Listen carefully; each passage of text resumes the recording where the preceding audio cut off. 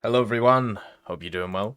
We're doing the tech talk, and we're actually doing it on Friday this time, since we've been kind of chilling over the last sort of week, playing a bunch of different stuff. Play good old Necromunda Hired Gun, that one was super fun. Humans Fall Flat, we were supposed to play some Trine, but didn't get into it. And also Call of the Sea. Call of the Sea was super enjoyable.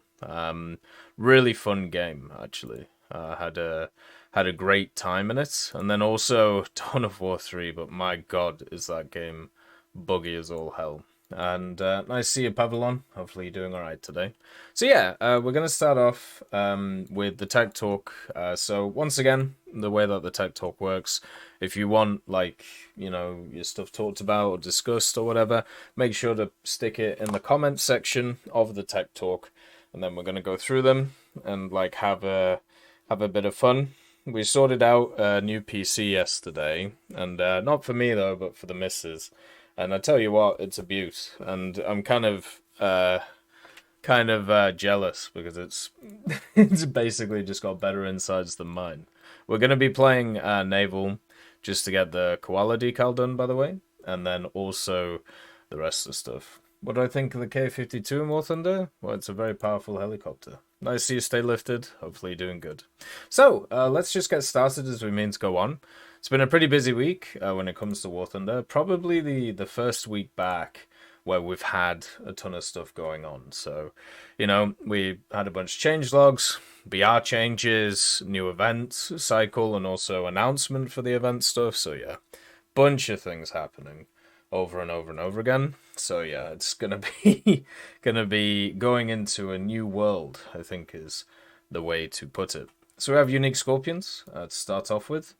EC for ground would be neat, having like a 20-mile long map, and fuel being a resource you have to keep in mind.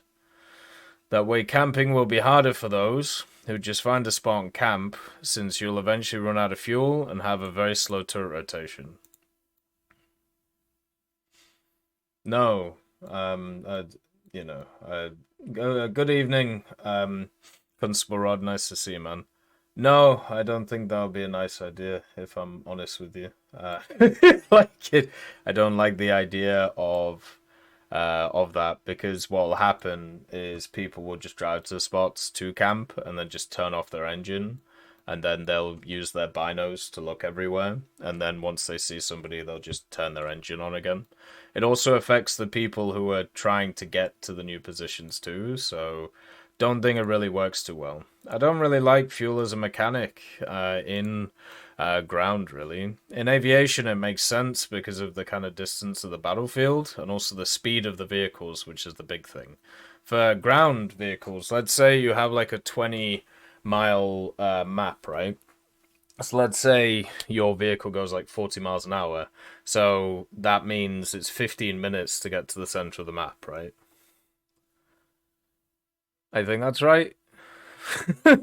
Yeah, because it would be 30 minutes to get across the whole thing. So yeah, 15 minutes of driving to the center of the map. Hey, Cathoris, nice to see you. Like that to me just doesn't sound very fun, you know? Like even just to that point, because during any of that time you could just get killed by something. What would happen in those types of games, by the way, is you would just have people who would try their best to get as many points as possible to get into a plane, and then just go after people. I suppose theoretically it could be like how Hell Let Loose works, where you can capture a point and it pushes the front line back. That's pretty much the only way you could do it. But what would happen in that situation is you would need people, like, you would have an area where you fight, right? And then once one side gets pushed back, the spawns come forward, and then it would just be like that, right? Like that could work.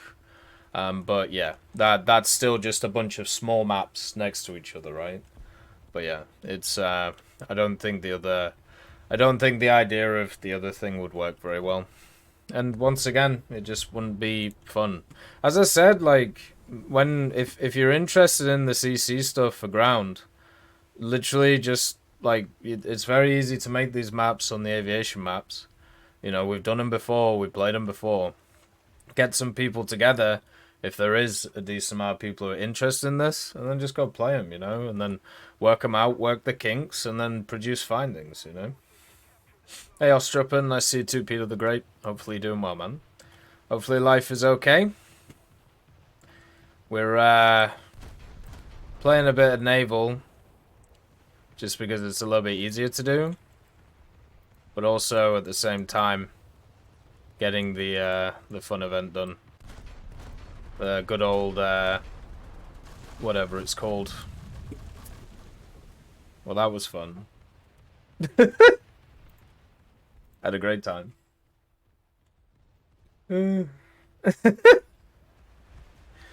These British machines are fantastic. So then we have G-Man. G-Man says, "Hey Tech, I've noticed in the last few years in War Thunder that APCR isn't particularly useful anymore beyond penning thick, flat armor, even then the damage is lackluster. Do you think it should be buffed? If so, how would you go about doing it? If not, why?" Well, the issue with buffing rounds is they use like, you know, they use like standard formula to do it, right? So for me personally, when I look at stuff like that, what I would want them to do is just kind of buff the post-penetration damage a little bit. Like they did it to some other rounds a while ago. Like they did it to AP, for example. Like there's no reason why they couldn't do stuff like that. I'd be fine with if they just decided to do something like that. So just make it so when you penetrate a target on a flat pen, which is, you know, what it's kind of designed to do, at least in War Thunder, just make it so it does, you know, good post-pen damage. That's it. And I know that it doesn't have the most projectile mass, but you could add in some rules if you wanted to. But the major thing for me about like APCR is on some vehicles I do actually run it. And I basically run it because there are like very, very specific circumstances where fighting specific vehicles can be really annoying, right? So I use it against stuff like KVs, for example, if I need to, if I'm in certain vehicles. But it's not something that happens too much, so it's literally just like a once in a blue moon kind of thing. And I'm okay with stuff like that, as long as it's not like a stock round, right? If it's a stock round, then that's just a pain, because basically it means that you're forced to use it, even though it's a very situational round. I think it's okay having like situational stuff, you know? Not everything has to be useful all the time in every situation. And especially with stuff like the overpressure challenges, and now we have a lot more kind of lighter vehicles in the game, there is actually reason now to to bring along different rounds, which is cool. You know, that's what you want. You want a little bit of variety. You want, you know, you want different things to happen in different situations. You don't just want the same thing to work every time, because then everything just gets super boring.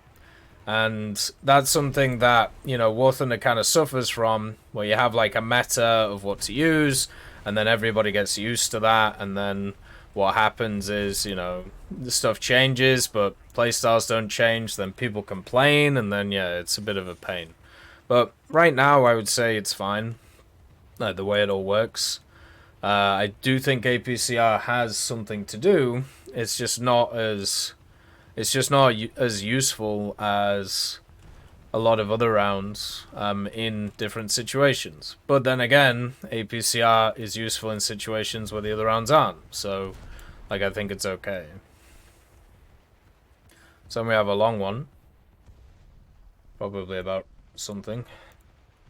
Am I on like 1% sound? Yeah, I am. Goddamn. Just turn down my headset a bit so it doesn't blow my head off.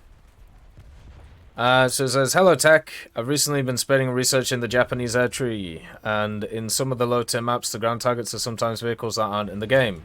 I'm pretty sure I saw a Hummel SPG and some variant of the name machine like a whirlwind, but on the SD KFC 62 chassis. I wonder if they're way too low quality to add the tech tree, or if it's one of those things that Gaijin forgot about." No, Gaijin didn't forget about them. They actually, a lot of those models have been in the game since before ground forces was a thing. Hey Zero, nice to see you. Happy Friday. Nice to see you too, Papa Stalin. Hopefully you're doing alright. So like literally, like those Hummel models and the SDKFC models, they're from like earlier Gaijin games, you know, and they were ground targets in those too. So they're very, very low quality, like very, very low poly.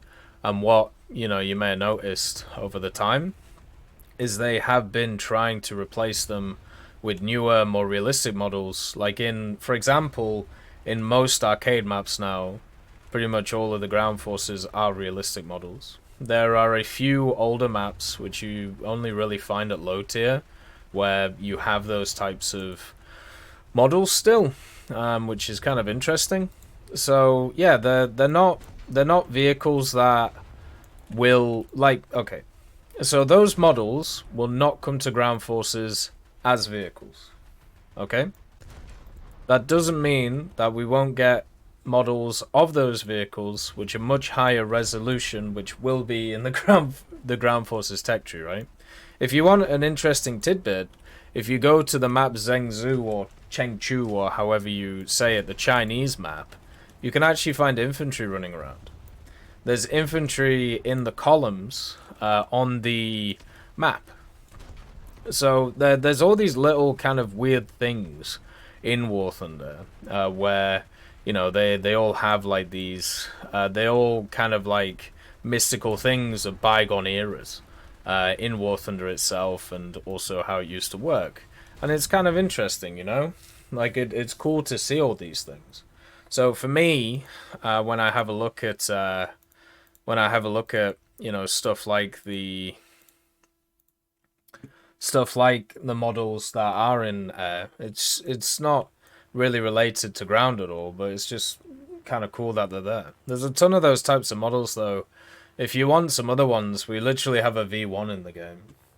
I think it's a V1. It's either a V2 or a V1, and that's just kind of wandering around the place. So yeah, I'm sure stuff like the Hummel and also the Vesp and things like that will come to the game foreground, but those models definitely not because they're just way too low.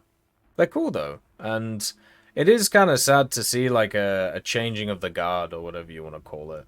But yeah, it's been happening for like the last few years. They've wanted to update that stuff for a while, and you know they have done, and it looks pretty nice. So that really do no damage. Wow. So yeah, hopefully they can keep doing it, but it might be nice having like we've talked about this before, like the idea of like a museum in War Thunder. One of the things that Trade Tycoon Tanks is doing, which I find really cool, is they're doing like a system of like having a museum. So you can kind of retire vehicles and then you can see them later on, right? I think that's really cool.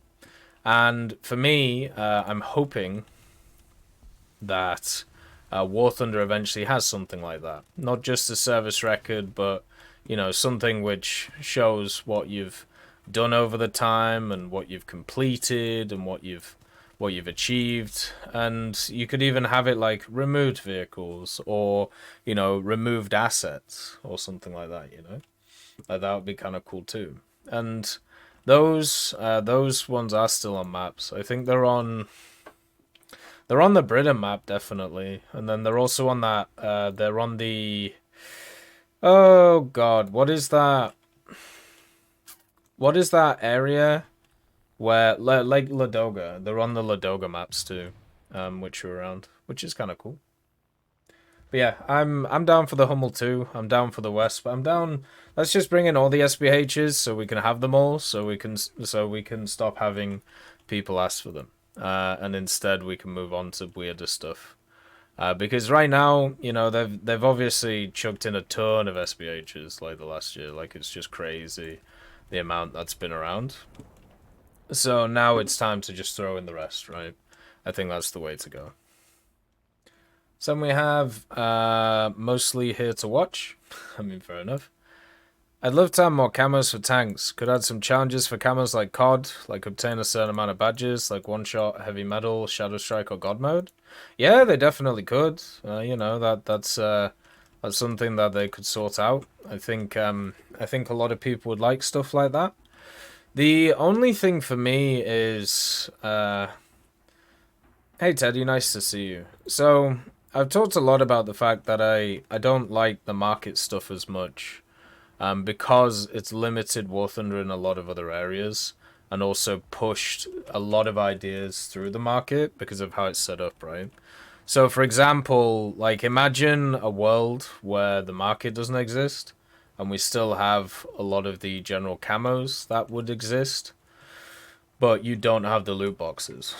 So imagine all of the different mechanics that they could have created, or ways of obtaining these things that you could have got if the market didn't exist, right? And that's one of those things which kind of makes me sad in a way, because it's one of those kind of what if scenarios, but also at the same time maybe none of it does exist. Maybe none of it exists if the market doesn't exist, right? So, yeah. But no, I'd be fine with stuff like that. You know, the idea of gun marks has been thrown around quite a lot. Having gun marks on vehicles if you do so well in them, or if you complete a bunch of different stuff on them, and I'd be fine with that. I think all of that would be cool. I have no issues with it. I really like the changes they made to camos though, where they made them just way easier to grind out, like compared to before. And I know a lot of vehicles seem still really hard, but just understand previously, like some of them were like, oh, just casually get like 2,000 kills. It's like, oh, okay, yeah, I'll just do that. Hey TK, nice to see you, man. Then we have TNG. Seal clubbing is such a great game mechanic. Well, we talked about it before, right? Like, I don't know how you can fix seal clubbing in a game like War Thunder, especially when they add new tech trees or they add new features, right? We talked about it a lot last time, so I'm not really going to cover it too much. I don't think, like, unless you like literally force an MMR system and make it so there's a shit ton of people who just don't see matches, yeah, it's not going to work. Hey Sarge Moon, nice to see you. Hopefully you're doing well today. Hopefully life's good. Like right now, for example, I'm playing at 2.7 naval with my British vehicles, which are pretty bad for 2.3, 2.7. Like they have okay firepower, but they don't last very long, and also they don't really fit the meta. But I'm like a level 100 player, and been playing the game for years. So what do I do in that sense? Like, am I allowed to play against people who are like playing at 1.3, 1.7, which are a lot lower BR, even though I'm in terrible vehicles, which have been downted so many times? Or am I just not allowed to play? Like, how do I find a match, It's an interesting thought, and always one to kind of go through. But at the end of the day, it doesn't really mean too much. It's just like, I honestly think the way that the matchmaking system works now is pretty good. And you are still going to get people who abuse stuff, but the amount of abuse that happens is a lot lower than other games. It would be funny if we ever had... Well, actually, no, I do know people who do technically have Smurf accounts in War Thunder, but yeah, it's not the same idea as the other one. So yeah. It's kind of funny to think about. Then we have Insane Robert. Let's see what Insane Robert says. Hey Tech, we're familiar with how big of a fan you are of ATGM box vehicles like the M113. What's your opinion on vehicles like the Willys Jeep or Land Rover with the AT armament? There's tons of military vehicles with light cannons, recoilless cannons, and ATGM launchers that have been tested by our nations since World War II and up to today. Would you like having them in game, or do you prefer something more akin to an armored car or APC vehicle?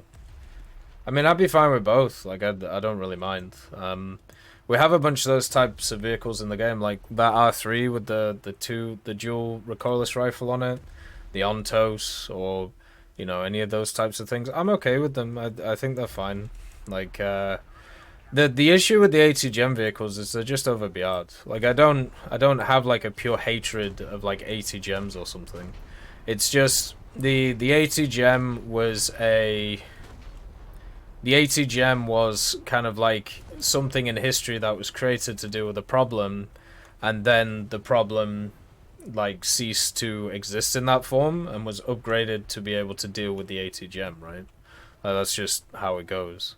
But in War Thunder, that's not like whenever you have a technology like that, right? Whenever you have a technology which is straight up like, okay, so this is this, and then it got countered by this.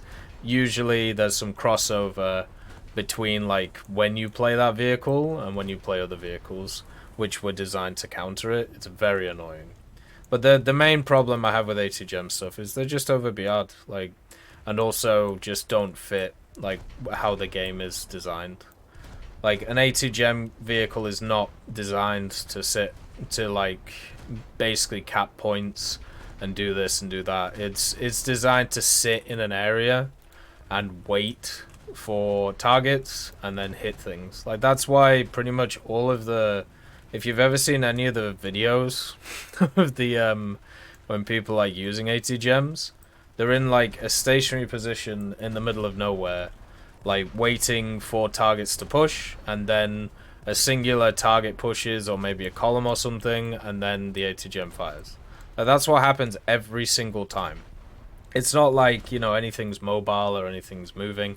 It's all just stationary stuff, and, you know, there's no mobility involved at all. And in War Thunder, that just don't work. So, like, it's just how it is. It's just a standard, you know, real-life thing compared to a War Thunder thing. For me, like, if they decide to add more ATGM vehicles, yeah, go ahead. You know, they'll still have the same issues as all the other ones. Like, and they will continue to add them because there's a metric ton of them, because a lot of nations use the technology because it was very easy to reproduce, and also at the same time it's one of those things which you know, was very easy to mass produce and cheap on like an individual level compared to, let's say, a tank, right? so yeah, it's I'm not really too bothered if they add more. Like, I'll still, you know, I'll play them and spade them, and eventually maybe they'll be in a position where they're useful. But I would much prefer more mobile vehicles. The major thing is just give them scouting, you know? If you're going to add in, like, a Land Rover with a recoilless on it, just give it scouting. You know, just give it something extra, so you aren't just, like, sat there, you know, waiting for a target to turn up at the end of the day. I feel that there's a difference playing casual vehicles, and there are those who play well-known OP vehicles just to sat pad and stroke their ego. Oh, definitely, yeah, that definitely happens. You know, we used to call them flavor of the month players, but I don't know if there's a name for them now. I suppose meta slaves. Yeah, like a bazooka jeep or something like that. I think it would be kind of fun, you know. Like, why not? You know, we always joke about the Toyota Technicals. Would be fun. Hopefully a good dismantle. Nice to see you. On average, how much mission score do you get per match? Mate, I have no idea. Like, I don't even know how to work that out, man. Like, maybe like 1500 to 2k, maybe more. It really depends on what I'm playing. Is there a way of finding that stat? Like, there probably is somewhere, right? Yeah, I don't know. If that's in relation to like the new event stuff and how long it's gonna take people, the thing for me is because, you know, I stream War Thunder and stuff, I don't think it's gonna actually cause any issues. I should be able to just grind out the 45k anyway, right? Like without really thinking too much. Like it should just kind of happen. But I understand it's annoying for a lot of people because obviously they're not in the position that I am, which is fair. Like I get that. You know, it's the tale as old as time. Average score is in the player profile? Is it? Where? Like, what? Where would you even find it?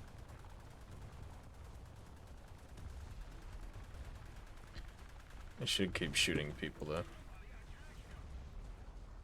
Tale as old as time.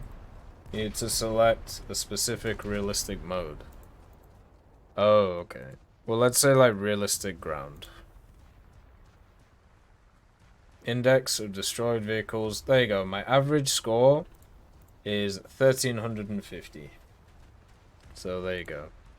And in aerialistic, it's 1371. And in naval arcade, it's 1552. So 1300 on average.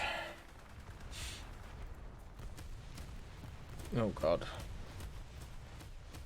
So if I was doing the event and I was doing it in the, was it the 45k thing? So what would that take me, like, I don't know, 35 games over 2 days, something like that.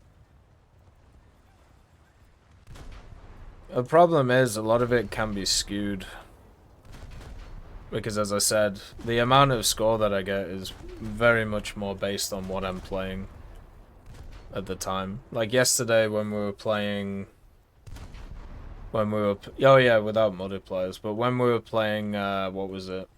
We were playing like the German stuff for the Pages of History. There was like a bunch of games there where I had like 5k, just like, you know, having a bit of fun and running around in the 3.7s. But yeah, the thing about it is, as like, I get why people are annoyed about the score thing, but for me, it's just when I just released a video about the numbers, right? So about how much the grind actually is compared to the previous events, and it is kind of startling, like the difference, just to kind of like see what it looks like. But as usual, you know, people don't actually care about the numbers. They just want to complain about shit. So.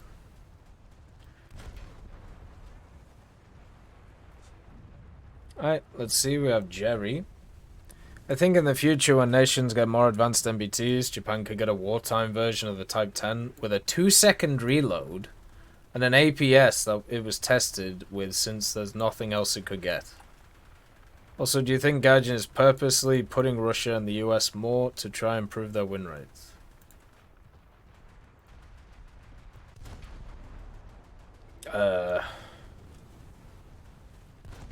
A wartime Type 10? So, I mean, at that point, you're just going fantasy, right? Like, that's the point. Like, you know. Do you know if the scorer needs to be in a specific mode or in general? It has to be in ground battles. So if it's a ground event vehicle, you have to do it in ground battles. If it's an air one, you have to do it in air battles. If it's naval, you have to do it in naval battles. So the thing is about like what the future could be for each of the tech trees. I mean, yeah, they could do stuff like that if they wanted. Like I don't see people's obsession with the Type 10. Like the simple thing is you already have 3 Type 10s in the tech tree, right? Like how many top tier MBTs do you add in before people just get bored? Because they all work exactly the same. They're all exactly the same vehicle. It's just like the Abrams, right? Like, oh, it's got a different round. Oh, it's got more chemical protection. But they work exactly the same. So I don't really see it as that interesting for me if they decide to add another Type 10. I think it would be more interesting if they added a different vehicle. Even if it is like a lower BR vehicle and all of that good stuff. Like, why, for me, would I grind out another Type 10, right? Now this year, I'm going to grind out a bunch of the high tier vehicles, but that's just because I haven't ground out a lot of that stuff in a long time. And I think it's time to like go back into that world, you know? I think for me, the part that upsets me is the old events. There was one category that gave you 2 vehicles. I'm concerned with the new style. Those lower vehicles will only be minorly cheaper than a top tier tank. Well, they told you what it would be, right? They told you it would be 35k. For the lower tier premium stuff. But yeah, like if you want to see like the standard numbers on the event, so basically the difference is between like this event and or these events and the previous events is if you add the crafting events and the winter and summer events together, on average it would cost you per day for 56 days you have to grind about 66,000 mission score every day to get the vehicles, right? So that's the standard one. Now the new event, on average per day you have to grind obviously 20k, because the average is probably going to be around 40, right? But that's for 256 days. But you would be able to get all 16 vehicles where previously you could only get 12. So it's more of a grind. It's actually, I think it was like 150 or 200k more overall mission score to grind, but over 200 more days instead of the 50 which was there before. So yeah, it's a bit, once again, it really just depends on the person. Like, do you prefer short bursts of aggression, or do you prefer long, you know, winded grinds which are kind of more leisurely? And different things are going to appeal to different people. But also at the same time, what people are, you know, there's a lot of people who say exactly the same thing and have done for years. I have a full-time job, I have a family, how can I do this? And it's like, yeah, it sucks, right? And that's why the system is designed like this. Because it's designed so you as an individual either want to grind this out or you pay. And unfortunately, people in that category who have like a bunch of other stuff going on, they're in the pay category. And that sucks. But I don't know, like that's pretty much how all this stuff goes. Hey, moi, nice to see you. Hopefully you're doing good. Hopefully everything's alright. But yeah, that conversation is really tough to have. Because nobody wants to... No, everybody just wants stuff to be nice and rainbows and everything, but it just isn't, unfortunately. I wish it was. I do. Hey, MMEM, nice to see you. Doing good. Just doing some naval stuff to get the event done, and also to get the Australia Day decal, and also try and get some dailies done. Do you think Gaijin is purposely putting Russia with the US more to try and improve their win rates? No, I don't. Well, first of all, Russia right now is in the shitter, and it's because of what I've been saying for like 5 years, but it don't matter, like, because, you know, ignoramuses come around and just spread shit everywhere. Basically, the way that top tier works is whatever their meta nation is at the time, people play. Right? Now this rotates between America, Germany, USSR. It has done for an incredibly long time. Basically since the dawn of man. And then you have certain nations, minor nations, which are played by less people, which sometimes have a period of time where they do really well. But they're never really seen as meta because of the fact that not enough people play them. This is Sweden, this is France, right? When France was very good with the good old Leclerc when it first came out, right? Okay? How are these missing? So you have a situation here where right now, because they added spore liners, and because at the same time the new Soviet vehicle was crap compared to the other ones, people have started playing Germany again because Germany got a new banger vehicle. Oh, and hey presto, now German win rates go through the roof. It happens every single time. What dictates top tier meta is not like nation bias or, you know, patriotism or whatever it is. Those all have factors. But what dictates it more is what is added in the last update. And it's just how it goes. It has done for years. So like we've had so many talks from people talking about like the Russian bias thing, talking about this bias, that bias, blah blah blah bias, all of these things. Doesn't matter. Look at it now. You know? Whatever metric you want to look at, like whatever publicly available, you know, like shit statistics that you can find, like Russia is getting its head smashed in. So where's the bias now? And by putting American teams with Russian teams, that the way that matchmaking works at top tier is it takes the popular nations, sticks them against each other, and then everybody else just fills in the gaps. That's how it goes. So, there you go.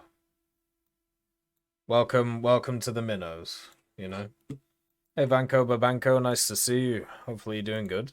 This has been the case, as I said, since literally day one in War Thunder, though. So that's just how it goes. Can't say it any other way. So then we have Speed Trees with a long one. Hey Tech, hope your day's quite alright. Yeah, it's okay. A couple of weeks ago you mentioned Mobile 1 aircraft and wondering how Gaijin might add such machines. They could just add them to reserves. Firstly, I'm really excited for them. I love the topic of World War One aviation, both the machines, the men who fought in them. Seriously, if anyone hasn't read into how the World War One aviation developed from single scout aircraft to throwing crap at the enemy scout aircraft to taking guns for the infantry, finally the Fokker scout. Did you know? No, I didn't. But I'm sure I did, so I'm just going to leave that there. Basically, World War One aircraft will be really cool. The simple fact is there's two ways of doing it. You either just create a new reserve, which could be good or could be bad, depending on what you want new players to actually play. Like, do you want new players just straight up going into just World War One aircraft? The other way to do it is to sell it as an expansion, which, you know, War Thunder really hasn't done that much, but it's an idea we've talked about before. So you just sell you sell a vehicle or you sell a set of vehicles, like let's say British World War One, and it's like 3 vehicles. You get a bunch of single missions. You get some historical campaigns around them, and then also like other stuff like that. And then you could also have like a limited matchmaker where they could go into too, and you could have it full of AI. You know, going around the place, then whoever goes in, like, you know, you could have a bit of fun with. That would work the best for me. Assume there were, but when you made those videos, like, why does Gaijin hate Germany? Why does Gaijin love Russia? You were joking, correct? Joking? No. All I did in those videos is I took all of the ridiculous things that I've heard over the years from players of War Thunder, and also from what people have posted and from what people have talked about, and stuck them into a single video. So the idea of that series, which will probably continue in a few months, is to show how insane the conversations around these general things are. It was just a video to please the masses? No. It's a video to show how ridiculous the whole world is. Where, depending on what point of time, and also depending on the person that you're talking to, even in the single point of time, you can get vastly different opinions on what's happening. The whole point of the videos was to show how it is impossible to have conversations about War Thunder and balance and mechanics and how everything fits together, because you have all of these crazy opinions just flying all over the place, which just none of them make any sense, you know? So you don't agree with the things you said in the Why Does Gaijin Hate Germany video? Didn't say any of those. I didn't say that. I said I was saying the opinions of many other people from the community, whether in text or speech form, in a singular video. I will not reveal which ones I agree with or which ones I disagree with. The whole point of the series is to show how insane it is trying to discuss these types of things. It's literally impossible to do, because what happens is you can have like decent conversations about these things, and then just a bunch of people. It's right. Okay, imagine you have like 5 people who are like sat in a room waiting, and they're just like discussing stuff, and then out of nowhere, the 2 doors on either side blow open, and people covered in feces just start running around screaming. And then you just go, "Excuse me, could you like calm down or maybe clean yourself up?" And they go, "Why are you so mean to me?" And then they just keep throwing shit everywhere. That's how the internet works. And that's how all of like War Thunder's online discourse works. That's why it's so easy to like make the type of videos where it's just like, "Hey, let's just talk about this like how like this like setup works." It's all over the place, right? Like, I'll probably on the weekend just make a video talking about the new event structure, because there's some insane takes, man. Absolute insanity of like, you know, people's opinions on these things. Like, where was the one from the other day? Yeah, we have the classic create a gap between World War II and Cold War vehicles and tech tree. That still hasn't died, by the way. Absolutely nuts. Gaijin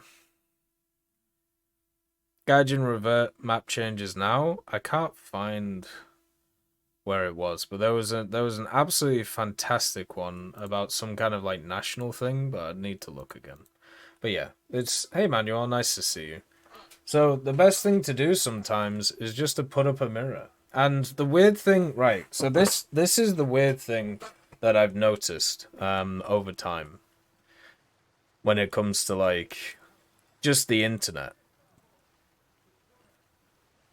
There's a brain bleed that some people have, right? And this has happened to me a lot, and I've just kind of just given up with trying to explain it to people. If words come out of my mouth, they are not always my opinions on a topic. Does that make sense?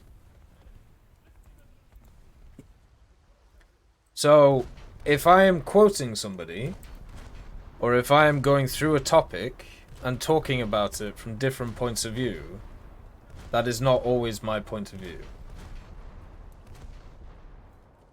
And trying to explain that to people nowadays is like trying to drill holes in your eyes. You'll get it done eventually, but you'll go blind, so what's the point? You know, why waste time? It's nuts. I mean, the historical matchmaking thing would at least be funny. It would be funny for about 3 days before the game just died, but it would be at least entertaining. You know, I'm always down for a bit of entertainment. But yeah, so those types of videos, or the ones where I just like read out some like forum posts. What? I just randomly exploded.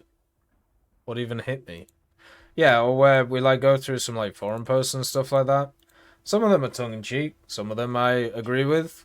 So most of the time it's just to kind of show, you know, what is going on around the place. Like the one of my favorite videos was about like Gaijin. It was like Gaijin needs to fix the game. And it was just there, 20 minutes, right? 20 minutes just reading out this guy and his forum posts. He posts every day. And it's very obvious he plays the game every day, and he gets annoyed at a specific thing every day. So he makes a forum post about it every day. And he's done it for like a year now. Just every day. Right? And it was a great example of why this whole idea of, oh well, you need to listen to the community, you need to listen to all of, you know, our opinions about these things, you need to take it into account. Okay, Well, there's one guy who's posted like 150 times, and you're telling me I have to read and listen to his opinions every single day. How's that tenable? You know? How could you do that? Especially since some of them, as I said, all of the opinions are just like whimsical, like, okay, this is my thing today because it's pissed me off. And he still does it, like, to this day. What do you do with people like that? But then you get told, no, you gotta listen to these ones. And then when you go, okay, well, what about this guy? Like, he's obviously, got issues. No, you gotta listen to them.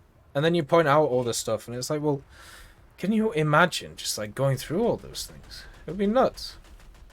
Such a waste of time and resources, is the way to put it. But yeah. Nice to see a tactical point. Yeah, the Chronicles of... that turret is dead, but it's still firing. That's fun. Yeah, the Chronicles of World War II was a fantastic show of why stuff such as... why stuff like that is very poor for historical matchmaking. But you've also got to remember the vast majority of people who play War Thunder nowadays, and also the people who make those types of opinions... were not around during that time. So it's just one of those things, right, where... Well, that was fun. So it's just one of those things where you, like, that's the thing, right? Like, those events stopped in, like, 2016, 2017.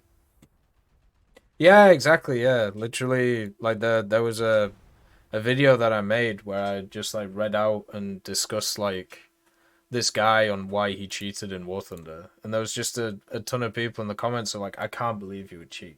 How dare you? It's like brain rot. Like I don't know how else to put it. Literal brain rot. But yeah, World War I stuff would be nice to see.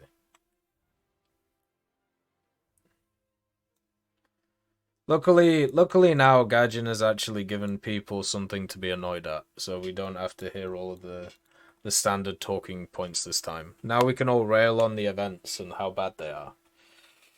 So, yeah, there we go. So we have not Sean. The reason Gatling guns are chosen for CIWS is the specific ability to throw as much lead down range to take out incoming aircraft or munitions. However, you're also definitely correct. If you had a fast-firing cannon like the 40, 50, 76 with the HEVT or a twin mount that can throw up enough proxy rounds to go off near a target, Germans have the head rounds for 30-35s, which are programmable shots and apparently are more accurate than proxy. I don't know though. Yeah, I remember that stuff, because when the Gepard was being added, people were talking about the ahead. Same with the Puma, weirdly enough.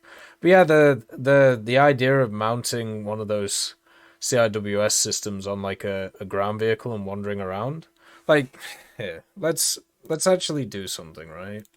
So, I mean, I know War Thunder isn't the best at modeling stuff sometimes, but if you have a look at this one, yeah, so the PR206 has like two of these systems, right? Like the 30mm dual 20s, which we were discussing. And then the ammunition is like this massive box here of these 1,000 rounds, right? So you could technically have this on a vehicle, I suppose, right? But the ammunition storage is larger than the turret itself. And also it's only 1,000 rounds. So I don't know. Just seems weird. Hey Daddle, nice to see you. Hopefully you're doing alright today. Hopefully life's good. You're doing well. I remember Germany dominating in the first part of the event, so the IS-2 was a thing. Well, the World War II Chronicles, the way it worked is like every few days it changed to a different historical event. And it was one of the first ones where they added in what would be classed as like SP costs for vehicles. So, for example, you could spawn in specific vehicles, but if you got enough SP costs, you could spawn in the better vehicles. This led to situations like Tiger 2Ps, for example, facing like 75 Shermans. So yeah, it wasn't exactly great at the end of the day. Not very fun. Let's put it like that. Which is why they don't exist anymore, you know? Then we have Abby. Let's see what Abby says here. Have you used the SRAAMs on the Hunter F6? And if so, could I have some tips, please? I tested them, and it was unfavorable at best, and was wondering if I was doing something wrong. I haven't used the SRAAMs in a while. The last time I used them was about 6 months ago. But basically, the SRAAM is a very, very short distance missile. So what this basically means is you have to be very close to the enemy to use it, and also it can turn pretty rapidly, but because of the speed of stuff that you generally face in the Hunter, you don't want to be turning with them while you fire the missile, because it will burn most of its energy in that initial turn. So that's something that you have to think of, right? So you want to go after targets that you get close to, and even if you miss with guns, you can fire stuff like SRAMs at. But usually you want to be less than a kilometer away while using them, and also understand that even then they might kind of struggle. They used to be very good missiles when people didn't have countermeasures, because you could basically, they were the first let's call it dogfighting missile in the game, right? So what you would do is you would fire the missiles at dogfighting range, and they would do a ton of work and do really well. But nowadays, they still can do that. They still can work like that. But it's not as good as they used to be, because of just the changing caliber of thing. And also with the F6 where it faces a lot of vehicles that are faster than it. So you have to shoot the vehicles when they're going slower than you, or they're not too far away in distance to be able to get after you. The best way to use something like an SRAAM is if you are against, let's say, an F-104 or a MiG-19, and if they overshoot, then you can clip them with the SRAAM, right? Which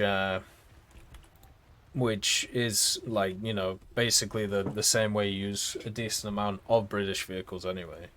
But yeah, it's usually probably not going to work too well nowadays. Well, I'll give the Hunter F6 a go pretty soon, and then we can kind of see how it goes. It is one of the vehicles on the list of spades, so we'll see what goes on. Nice to see you, Money. Hopefully you're doing alright. Quick question. You mentioned that trick to convince the game you're in a rank 3 vehicle without spawning it. Is it just clicking the to battle button and cancelling it? I'll show you it when I die here, just to kind of show you what you do. It's a super simple one.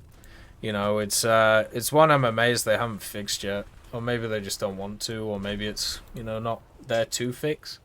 But yeah, it isn't just for stuff like rank 3s though. It is also for page of history stuff. So let's say if you have a vehicle in your lineup that's for the page of history stuff, if you decide you want to play top tier, you could just stick it in the lineup and then click to spawn it and then not spawn it. so yeah, it's kind of funny what you can do with that. And it means that it makes a lot of events easier and stuff. By the way, for you console guys, I know some of you guys were talking about wanting to move over your accounts to PC and stuff like that. So they have actually reopened the ability to do it. I'm pretty sure. So that's kind of cool. I was reading an article about it earlier. I'm gonna make a video on it tomorrow. But they released it on the 24th of January. Kind of went by the wayside while I was focusing on some other things. So yeah, it looks like you can once again transfer your accounts. They seem to do it in they seem to always do it in January. I don't know why, but yeah, January's a time of change, I suppose, which is kind of cool. There we go. So let's get to the next question. Not Sean once again. Trainer aircraft, love hearing your thoughts on turboprops in your previous tech bid. For when more trainer aircraft, or otherwise light attack aircraft, get added to the game, like the American stuff, yep, there's a lot of them, which is kind of cool. I wholly believe even if a trainer aircraft has access to a guided bomb, it should definitely be Tenno and other guided munitions, even if it's a single 1,000 and lumbers around below 500 kilometers an hour. Yeah, the turboprop stuff, you know, is pretty cool. The trainer, so I have a real issue with trainer aircraft. I agree that they're gonna get added. I'm pretty sure because we've already seen a ton of vehicles like them, right? And even technically some trainer aircraft, like to a point, or I should say aircraft used for training. Maybe not specifically trainer aircraft, but things like, for example, certain machines such as the Su-25. We've also seen the A10, and then that Italian machine that I can't remember its name of that was recently added. Does anybody remember the name of that? Well, the Strike Master is technically another one, yeah. But what was the Italian one that they added? I can't remember its name. The AMX International AMX, right? So they added that vehicle. All right, I'll show you the trick, by the way. Just before we go into this.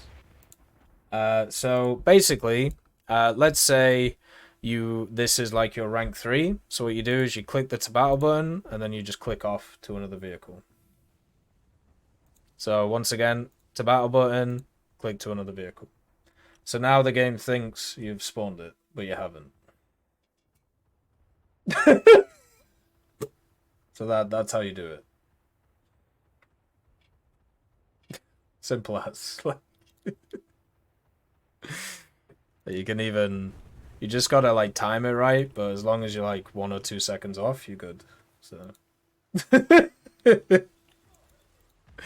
now so anyway,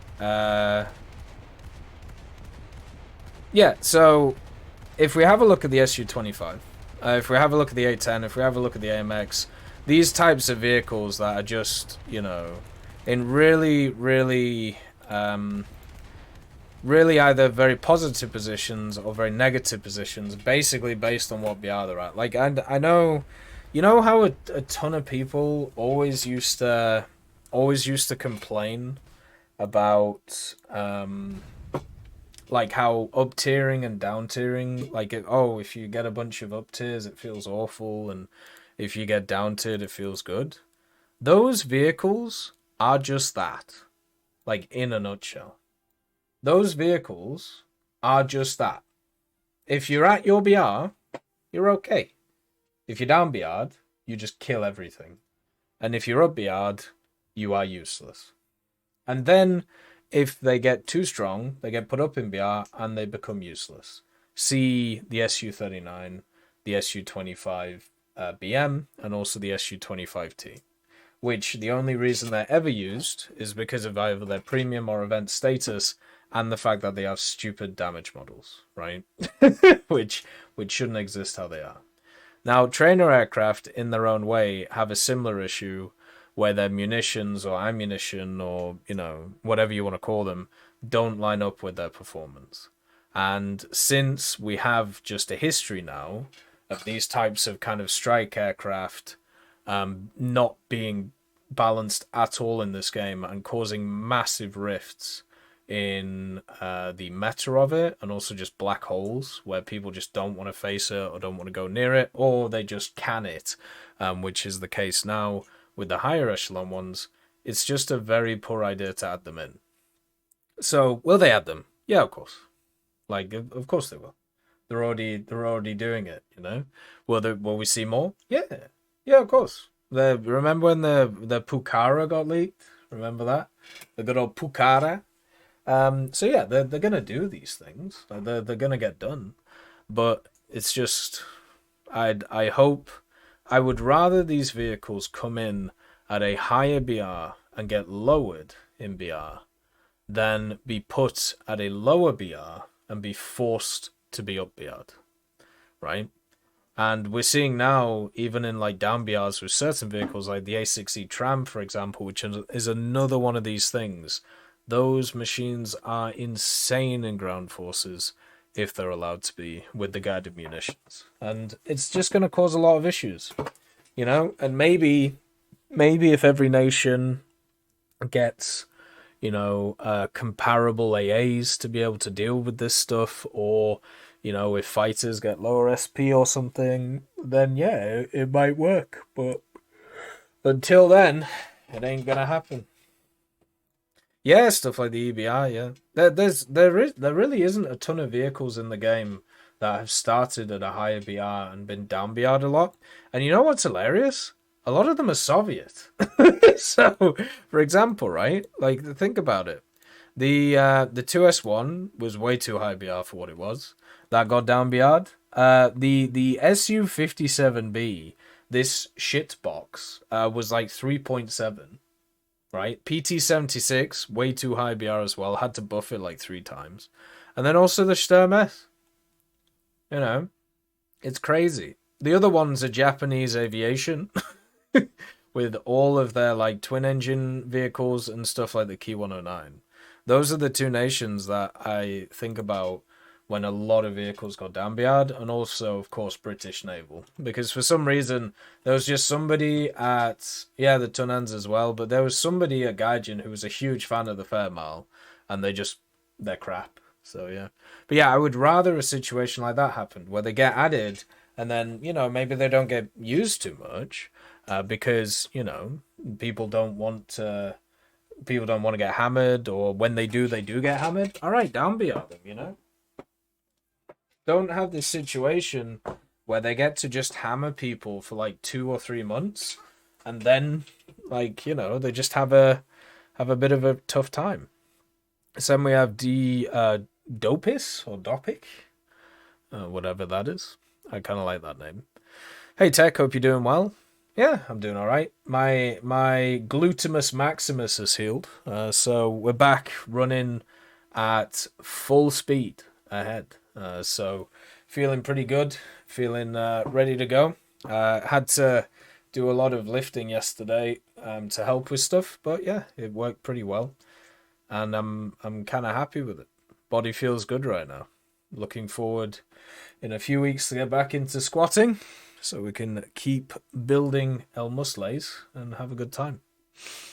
I managed to beat the last battle pass and get the title with some help from your videos, so thank you for that. It was my first full battle pass since started playing, but I'm also burned out after pushing to finish all challenges and also winter event grinding and ground. Maybe some suggestions how to get back to it without feeling like I have to grind or I miss out. I mean, that's fair. Like, I can't. The simple fact is it's something that affects all of us, right? Hey, his best. Nice to see you. Like, for me, what I did after the winter event and also finishing the battle pass, you know, I basically just played some other games for a few weeks. What's really cool actually during the Christmas period, especially on sites like Fanatical or Humble Bundle, mainly Fanatical though, is they do these bundles where, you know, you have like the Christmas bundles or the festive bundles, and they always have some pretty cool games in them, so you can pick them up.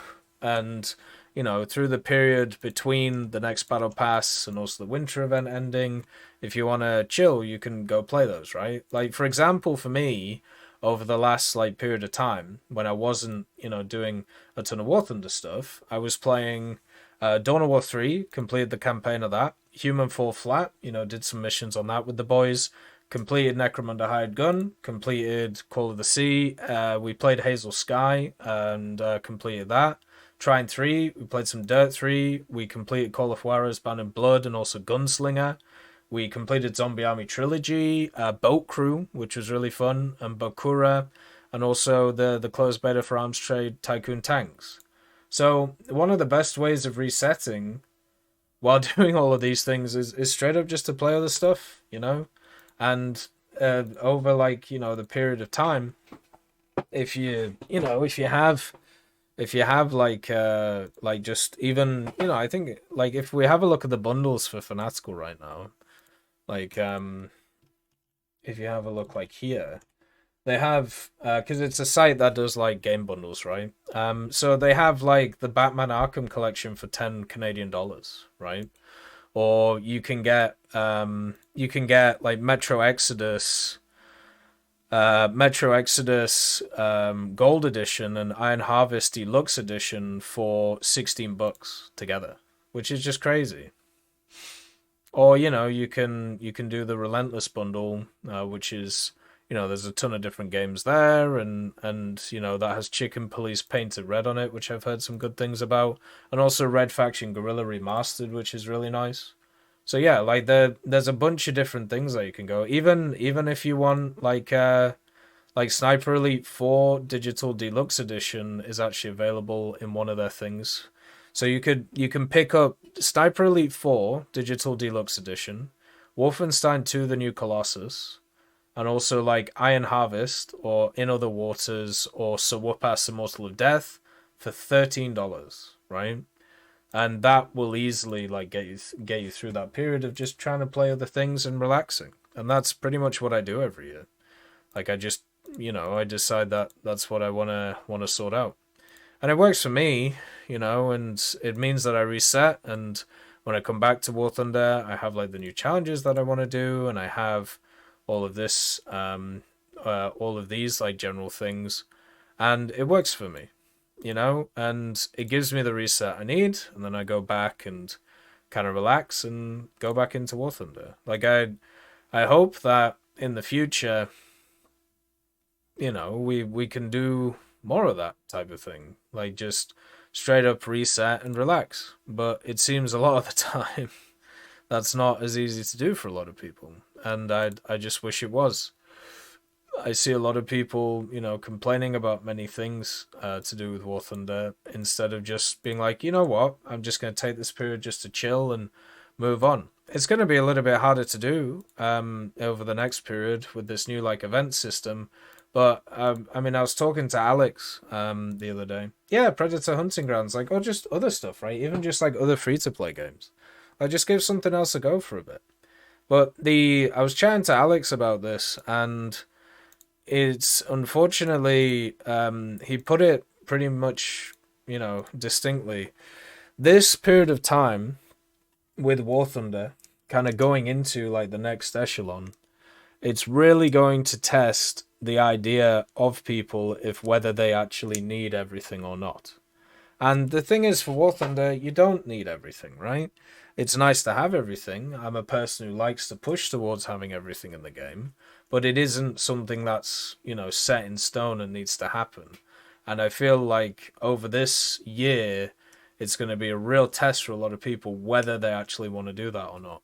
And people are going to have to pick and choose a lot more about like what they want and what they don't want. And I really wish that wasn't the case, you know?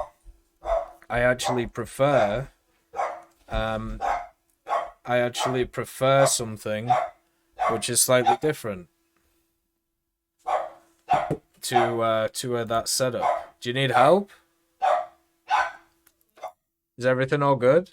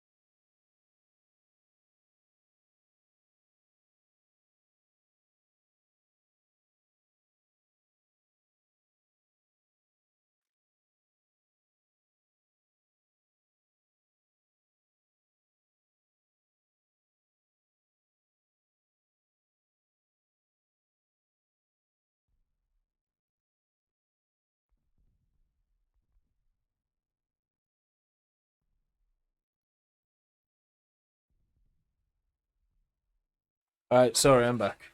Oh, by the way, another tip. So if you don't want to spawn into battle, like if you don't want to automatically spawn into battle, never ever click this button because it will just keep you in the screen until you hit the to battle button.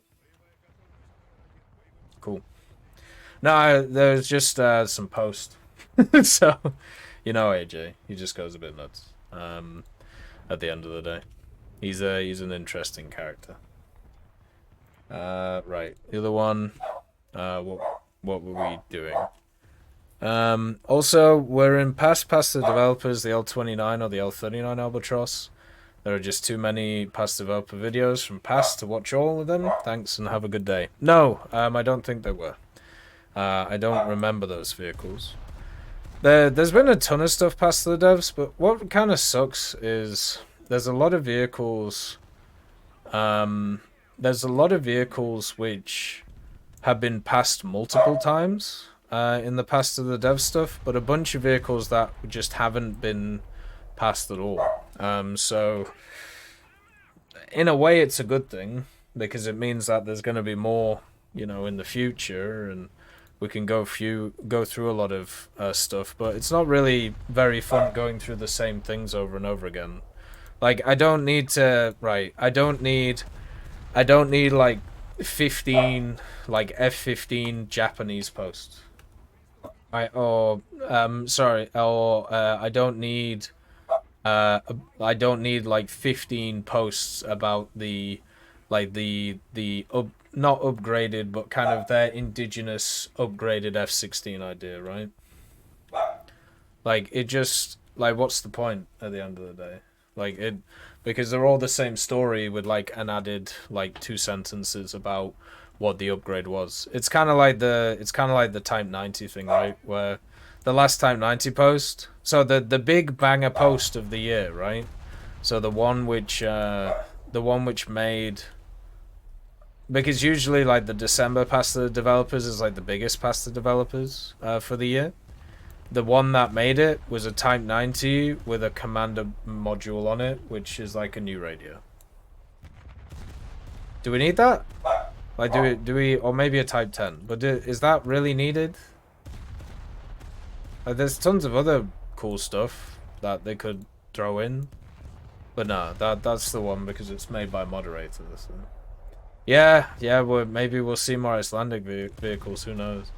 But no, honestly, the best way of resetting between battle passes and events is just to not play for a bit, you know? I have like a list of games that I have had for either many years or, you know, games that I've wanted to play for a long time, and I just pick like 3 or 4 of them and we just play them and go from there through the period of time of, you know, between the stuff. But as I said, this year mentalities might have to be changed because of how they're going to change everything.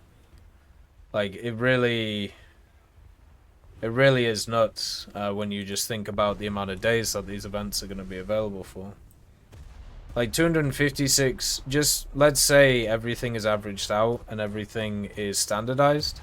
So you're 256 days of the year. So how many days are in a year? Like 350 or something?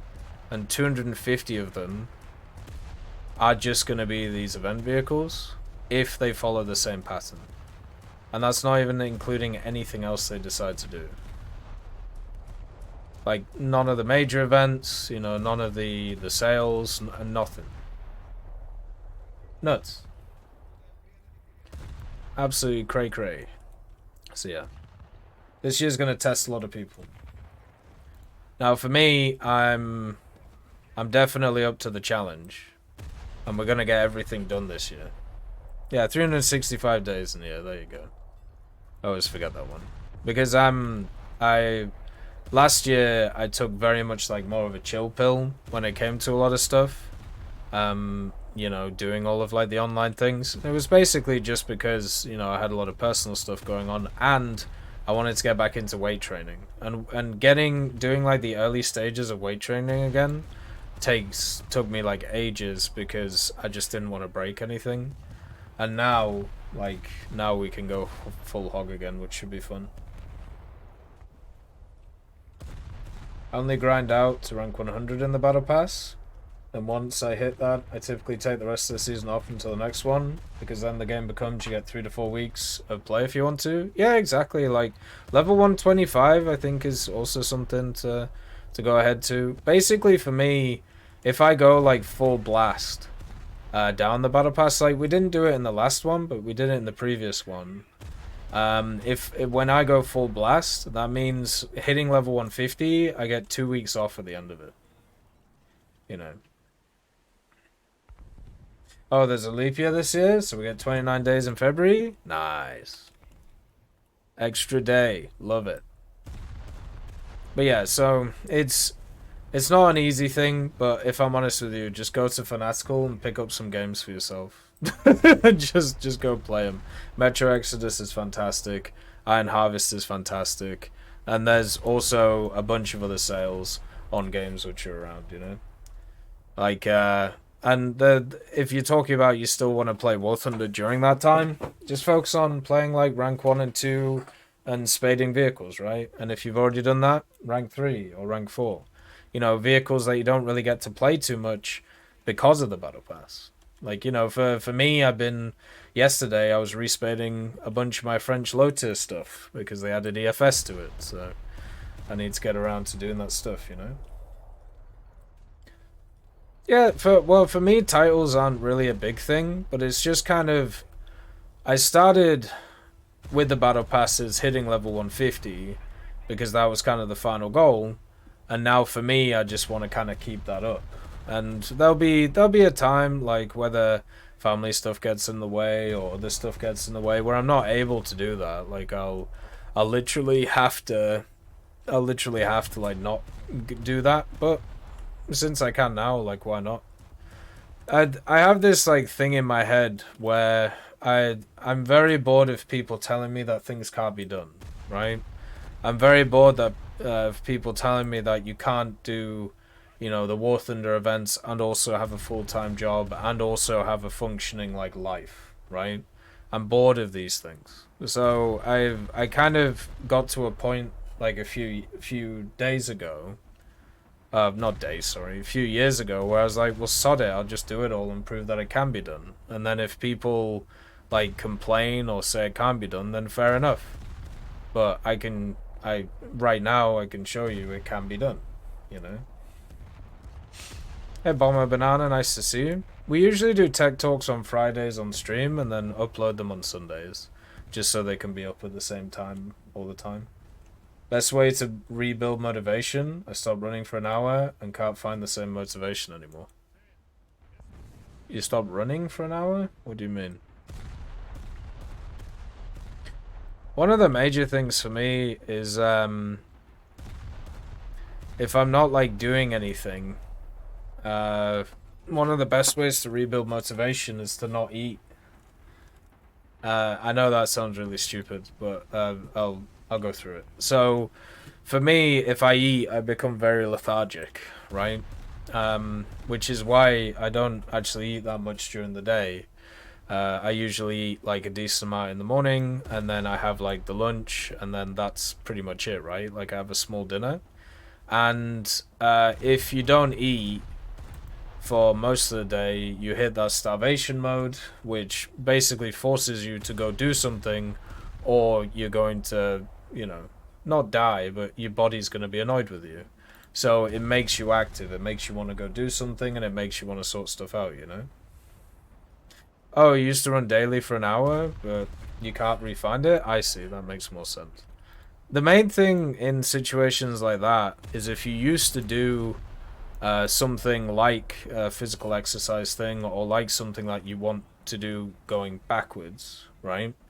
And you want to kind of reinvent it, is honestly, it's just getting used to the pattern. So for me, I bike 10k a day, right? I do on a stationary bike, so not like on roads or whatever. In the summer, I do like to ride around for 10k a day, right? If I like don't do it for like 3 or 4 days, the pattern's broken, and I find it very hard to get back onto it because of the fact that I've now filled that time with other things. So what you got to do, if you're looking for like motivation specifically for workout stuff, you have to allocate a specific time a week, or even just, you know, a time one per week or per 2 weeks where you're gonna do that thing. So you do the thing, right? And then you can start molding stuff around what you used to do. And then you can start increasing the amount of times that you do it per week and see what fits into your standard schedule, right? So for me, I can bike 10 kilometers on a stationary bike in about 25 minutes, right? So I need 30 minutes a day to be able to do that. And then if I want to do weights, depending on what I want to do, I probably need another 30 to 45 minutes, you know, with stretching, with a few other things. Can I do anything alongside that? You know, can I make food at the same time? Can I put stuff in the oven, you know, at the same time? You know, can I prepare lunch while doing that stuff? Can I read a book? Can I watch a TV show? Can I listen to a podcast? Can I actually have something alongside of that, so I don't feel like I'm just focusing on that one thing, and instead you're building kind of like, you know, a routine around that specific thing. So now you look forward to doing that thing each week or each day because you enjoy doing it, but also maybe you have some additions to it. For me, I enjoy going on the stationary bike, not just because it's nice to, you know, work out the legs and, you know, go forward with it, but it's also a time for me, the only time I really get to watch TV shows, right? So I've been watching like Reacher, I've been watching the Vikings like season 5, I've been watching a little bit of that Six Nations documentary series. It's the only time where for me I kind of get my kind of reset compared to the rest of my life, which a lot of it is based around either work stuff or this stuff or family stuff. So it's my personal little piece of you know, what I want to do. So because I fully control it, because I'm in the pattern that I do it every day, then it means that I always will fit it in no matter what, and I get enjoyment out of it, so I look forward to it. Those are basically the ways to do it. And a lot of people focus on like fitness goals to do those things. That's fine, like people can do that. I don't, because I just get frustrated. So for me, I'm a big fuck, right? Like I've always been a big fuck. I'm built like a big fuck, and it sucks because if you go on like social media, you'll see all these guys who are not big fucks, and they're incredibly dehydrated and incredibly filled with gear, right? So you look at that and you feel crap about yourself. So you want to try and work towards something like that, but it's actually impossible to do so, right? So you need to set yourself goals which are related to you, and it doesn't have to even be about fitness. It can be about, okay, well, I want to go do this thing, or I want to go do this thing. Maybe I want to go hike a hill. And maybe one of the ways to do that is to be able to, you know, get running again. What if there's an emergency with a family? Can you be depended upon if something goes wrong? Are you able to lift something? Are you able to be mobile? Are you able to carry somebody? You know, if there is a situation where you are physically needed, can you do it, right? These are the types of things that motivate me massively. Like, let's say there's a fire in the house. Okay, now what am I going to do? Well, I'm going to have to get people outside, right? How am I going to have to do that? I'm going to have to carry them if, you know, they're not able to go.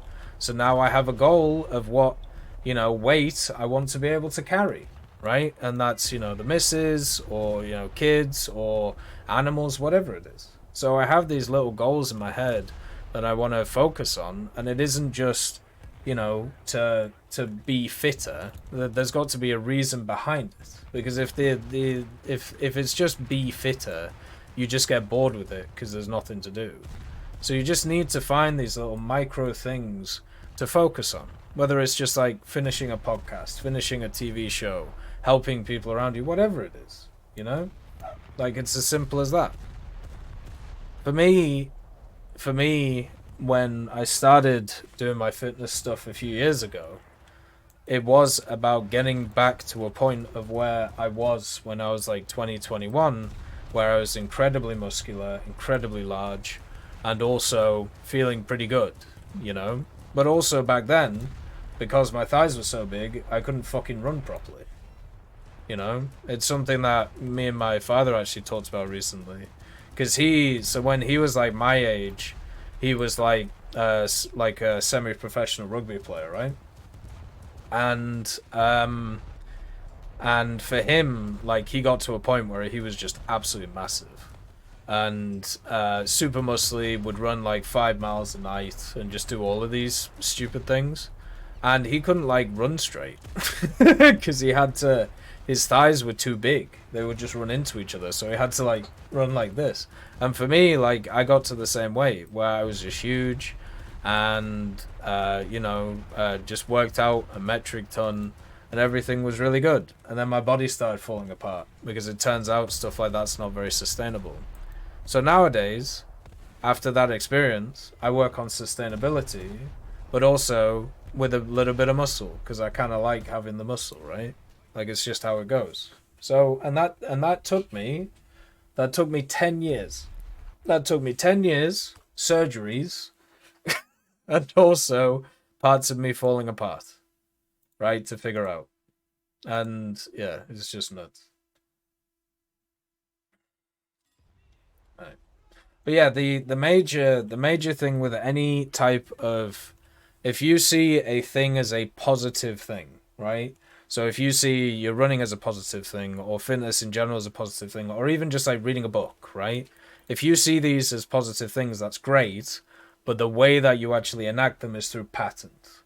And sometimes you need to force yourself to do something for a few days in order to be able to do it, right? So for example, let's say you want to get up at a certain time every day. For me, I always get up at a certain time, and there was a really interesting thing that I've always struggled with sleep, and it's never really got better. I still struggle. I sleep like 5 hours now, and my Fitbit thing that I have always screams at me that I need to sleep more, but I just can't.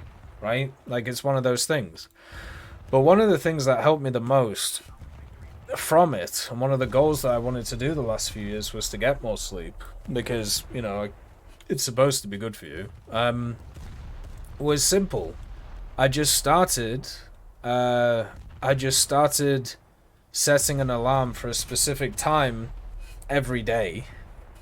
And when I was reading about like psychologist stuff, they talk about the idea of not setting a bedtime but setting a get up time, right? And if you have the belief that you want to, get more sleep, your body will naturally push you to fall asleep at a certain time because you will wake up at a certain time, right? So that will be a way that you kind of set your standard natural like rhythm, I suppose. And for me, that actually worked pretty well. Like, it's not the easiest thing, but it was pretty nice. Yeah, the big issue as well was just fucking food, man. You have to eat. If you like weightlift a lot and if you do a lot of sports shit, my god, you have to eat so much. And I was not at the time. I was not at a time of my life where I could afford to eat that much, and I still technically aren't. Like nowadays I'm on like 2,000 calories, and like that's completely fine for me. Like I don't need more, I don't need less while doing like the workout stuff. But yeah, that it really was super rough back then, just trying to get enough like nutrition in and just building enough size to convert it into muscle. It just sucked. Like, I don't like there's a reason why if you ever watch any of those like bodybuilding things, like all of those like documentaries or whatever, one of the things they always talk about is one of the hardest things to do is to eat. And it's so true, man. Like, you have to eat so much food. It's nuts. Ah, there we go. We got our dailies done. Nice. We got the opinion. But anyway, let's get back to the tech talk stuff. And we have JTR. Let's see what he says. Sorry for the second comment, but this time I actually have a question. Oh, that's good. You have talked about the situation before where X vehicle is too good and then increase its BR but proceed to add a better shell to it at the same time nullifying the BR change. Do you think there are any reasons why Gaijin doesn't use the opposite approach? I noticed this in the TO55 and T55A, where the latter has an APFS DS that was added so that it could deal with the composite armor vehicles that came at the time, and now it just doesn't need it. I'm not saying that the T55A should go down, but it doesn't make sense that the TO55 doesn't have the APF SDS either, since they're practically the same. Neither of them need it, and the TO55 being the same BR as the T54s and AMX30 and Leo 1, which don't have stabilizers, doesn't make sense. Thank you and have a great day. Yeah, thank you for the comment. It depends if you're trying to lose or gain weight, but yeah, if you want to get big, you gotta eat a shitload of food. Well, yeah, like muscle gain, right? Like, at the end of the day, like, if you want to gain muscle, you will have to eat a shit ton if you're not large, right? Like, you have to massively increase the amount that you put in your gob. And it sucks. It really does. But yeah, that's one day we'll probably go through all that stuff, but today's not the day. So yeah, I honestly think they don't remove shells from things. I think the reason they don't remove stuff from things is because whenever they've removed mechanics from stuff in the past, there is a hell of a pushback for it, because technically you're taking away something from somebody who is grounded out. And what that basically means is people get annoyed. So if you decide to remove something from a vehicle that somebody has already grinded, there's going to be an outcry. Like, and that isn't just for like random stuff. That's also for stuff such as, you know, vehicles like the M60 for Italy.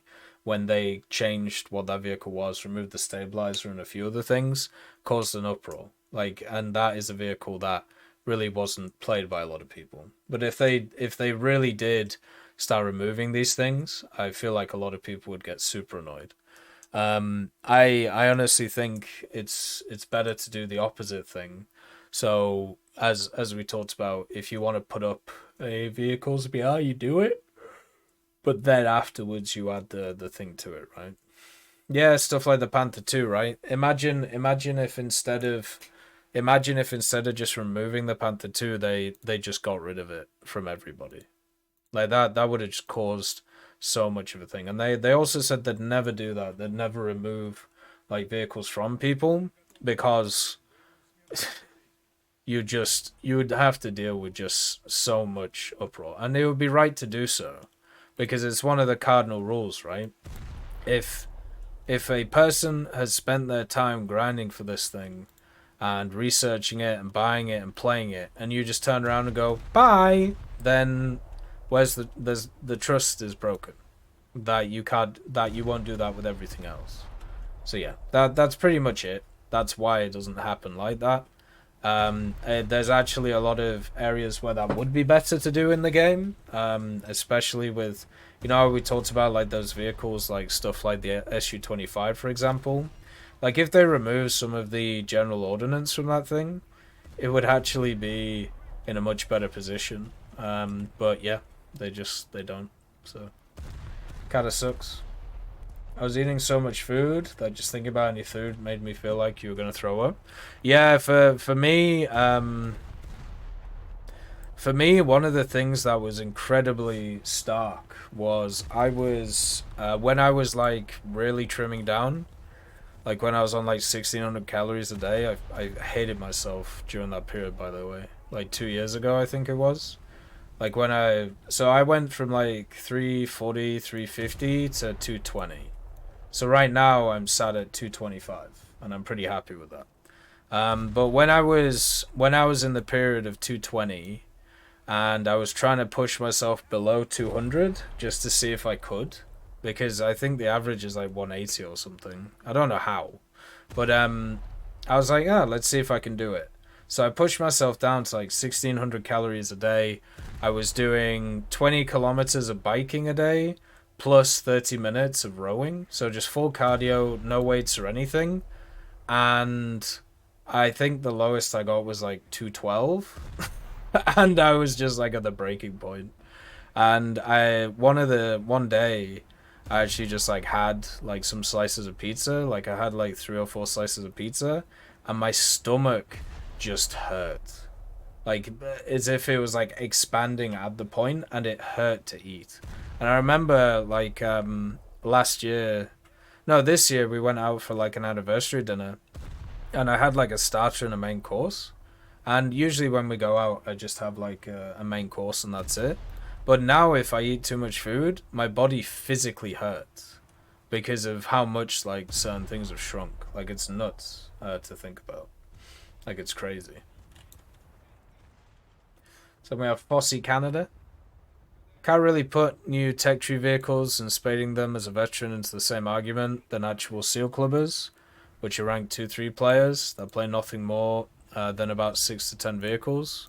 It's very, very noticeable in ground AB. We see the usual culprits from around 4 different squadrons in 4-man teams with, of course, T-34s and such. And if you look at the stats, you'll see 8K games and just a handful of these vehicles. I at first got majorly frustrated with them, but nowadays if I see them on the enemy team, but I just sit back and shoot the shit out of them because they only know one thing, and that's push, push, push as a 3 to 4-man team. So it's kind of funny screwing them up by sniping that group, while the unfortunate souls in front of me soak up the shots. Yeah, and that is one of the keys of War Thunder, right? It isn't just like seeing what the enemy team has, it's also seeing who the enemy team are in their squads. So if you like shoot somebody, sometimes what I'll do is if I'll destroy somebody, especially in ground, I'll quick tab to see if they're in a squad with somebody else, right? Just to see if I'm about to get ramroded by somebody. But yeah, it's a thing that happens a lot, and I do agree that lumping them into the same box is wrong. Like, but the major thing that I'm worried about when it comes to War Thunder is usually when they implement new rules to try and fix something, it breaks something else, right? Does that make sense? So if you implement a rule to, let's say, okay, so if you are a level 100 and you have played this many games, you are not allowed below this BR bracket, or you're not allowed below rank 3. Well, the idea of bringing up, people spading vehicles and other tech trees or things being added or whatever, that would fix the seal clubbing problem, but it would also mean that you have now kind of crucified those people who just want to play other things. So it's just, as usual with these systems, for me it's not about... whenever I look at a solution, it isn't just about like how it affects the players who are trying to abuse the thing. It's actually more about what happens to the players who get hammered by it in other areas, right? Yeah, that's the thing, Daddle, right? Like you'd literally get stuck in tech trees. So, but yeah, maybe they make it like, okay, so if you've played a vehicle 500 times, you're not allowed to play it anymore. Like, something like that. But no matter what you decide to do, like it's gonna have ramifications. I do agree that they are different groups, though. They definitely are. You're completely correct.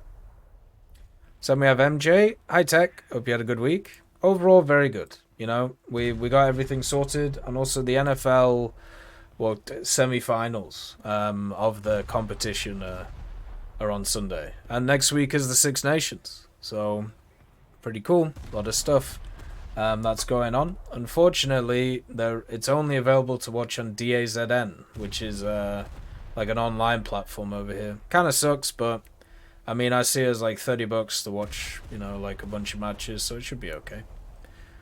My question is about Convertible RP. Currently, I have almost 40 million Convertible RP, and I think it'd be a good idea to exchange SL. I currently have 4 Convertible RP. Maybe a ratio of 10 to 1. For every 10 SL, you can exchange for 1 RP. I think this feature can help many players in researching vehicles faster and with the overall grind. I mean, yeah, like if you give people more resources, the grind is easier, right? Like, no matter what you do. The only real question is, what is the reason to do that apart from to make things easier for people? Because if we just want to make things easier for people, we just make everything free. So the question would be why, and Also, what other benefits does it really give, apart from just a metric ton of SL for certain people? Or it's basically just like free SL at the end of the day, because you grind convertible RP while you grind everything else. So you're just giving people an SL reservoir, and what'll end up happening is I'll increase prices of everything, and then it will be harder to gain for the new people who are in the game. This is what happens all the time, so it's just kind of how it goes. Wish it wasn't, but you know, that's how it all sets up. So for me, when I see this stuff, the main thing I kind of focus on is the relationship between them, and also what convertible RP is for. Like research or SL and RP are two very different areas, right? I know you kind of get them in the same way, but they're two different factors to kind of what's going on, which is why kind of putting them together I think is a bad idea. I would rather stuff like convertible RP went towards vehicles which are not in the tech trees, which are ones which were removed, or maybe even like event vehicles at outrageous costs. I think it would be much better if they kept the two systems separate, because once you start crossing over with them, once you start saying, you know, the relationship between these things, like RP and SL is, you know, kind of this, then it just muddies up the whole water for what they can be used for. Hey, Armored Patriot, nice to see you. So for me, I would say, yeah, I would rather they were just still kind of like separate systems. I don't need them to be in the same place. So we have Pigstick. Let's see. About the limited personal offer thing, I'd say mine is even worse than yours. My offer was for the Brumbar, 500,000 SL and 10% allies boosters for 4,175. Yeah, that's fucked.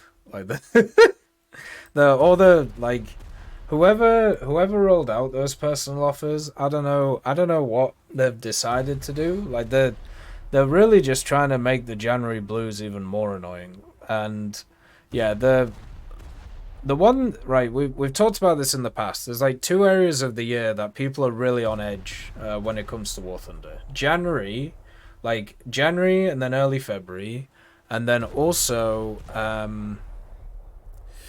like April, right? I think it's April time. I think it's April time. It's around that time. It's either April, May, or June. I can't remember right now. It's like just around the start of the summer. And usually the January one is because of the January blues, but also, you know, we've just had a battle pass, we just had a winter event, the sales are over, and there's somebody who's really trying to, I don't know, just start a hornet's nest right now. Because you got those like personal offers, which are awful. Like they're awful offers, and I don't know who they're designed for, but they're just really poor like values for money. And then also they keep bringing back vehicles. Like they brought back the SU7, which is in a really bad place right now. Brought it back for full price. They just brought back the Boomerang Mark II, but you have to buy the Boomerang Mark 1 to get the Mark II, which is just, once again, a ridiculous system. And then also the AC4 and the KV2 Rizz 6, which is also a pretty poor vehicle for full price. So I don't know who is trying, like, it's as if there's a guy in the War Thunder marketing department with a baseball bat who is just like tapping the bee's nest. And every time, like every like day that goes after, they just tap it a little bit more, you know? And then they just keep going for it. And I don't know why. Like it makes no sense. Like this is not the time to do these things, you know? There's other times to do this if you wanna piss people off, but I feel like right now is probably not the way to go. So yeah, it's a bit odd what they're doing with the personal offers. I'm pretty sure they'll disappear again in a few weeks because that's when the update season and other stuff goes out. But yeah, it's a very weird time when it comes to War Thunder. It is incredibly up and down. So we have Euroscott. I enjoy jumping down the ranks to play alongside my son, who is rank 1 and 3. While we play, I try and stay away from the low tier meta vehicles, but try and lock camos. Does that make me a toxic seal clubber? Yeah, that's the other thing, right? I actually, weirdly enough, I do know a decent amount of people who are parents who play with their kids, and they see it as like a bonding experience with their kids. And, you know, a lot of people who play like realistic or simulator, and they play like arcade, like Lotus with their kids because they enjoy like the vehicles and stuff. And also it's a way of, you know, kind of hanging out, very much like a lot of other video games. And that's another group that would be affected if you wanted to try and solve this issue. Like if you see it as an issue. I honestly think the way that War Thunder system works with matchmaking is so much better than so many of them, you know?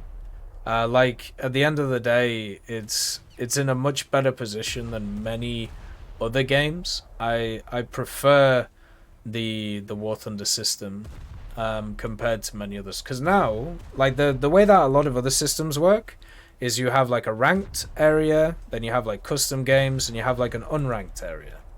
And a lot of games are built on the premise that the ranked area is kind of the place to be, right? That's the area where you need to focus and you need to put all your time. But War Thunder is the opposite. The game was built around the casual unranked area idea, and the ranked stuff actually came later on. And I think that's a much better method, and it should be seen as that. Like, if you want true, proper matchmaking or whatever, or if you want stuff that's a little bit like easier to do or whatever, I honestly think the best thing to do is to straight up go for what's the word, is to straight up go for the ranked stuff. You know, if you are more interested in like the competitive side of things or doing that, but for everybody else, just let them play, you know, just like how it has been going for the longest time. Like, it makes so much more sense to do it like that. And, you know, there are situations where it doesn't always work for people, but I feel like the system has been shown to be a lot more fair to a lot more people than other systems, unfortunately. Stopped playing War Thunder, been playing a lot of DRG. I'm a lot less sad now. Well, fair enough. I'm glad you got to rekindle some happiness. War Thunder never really makes me sad. The only thing that has kind of got me annoyed over the last period of time is just the cycle of things. Like the fact that there's just a never-ending thing. There's a never-ending cycle of like stuff to actually work out or what to do, and that kind of sucks. Like, I'm not gonna lie.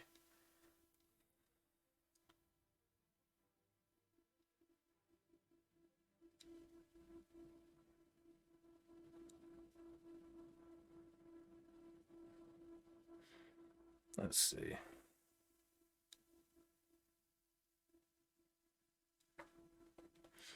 Right. Sort that out. Let's have a look at this. Okay. But yeah, it's nice to hear people playing like with their kids and stuff and having a good time. Like, that's always fun. It's good to see people enjoy stuff together, you know. Have a nice time with everything. Alright, so then we have a lieutenant. When you're getting your cheeks pounded at top tier, it's nice to end the day with a Russian or German 2.3. I mean, yeah, and also the big thing, at least for me, like, so a lot of the people that I play with, you know, they have a decent amount of stuff unlocked, but they also prefer to like play specific areas of like the game. I'm gonna drown, dude. Thanks. Moron.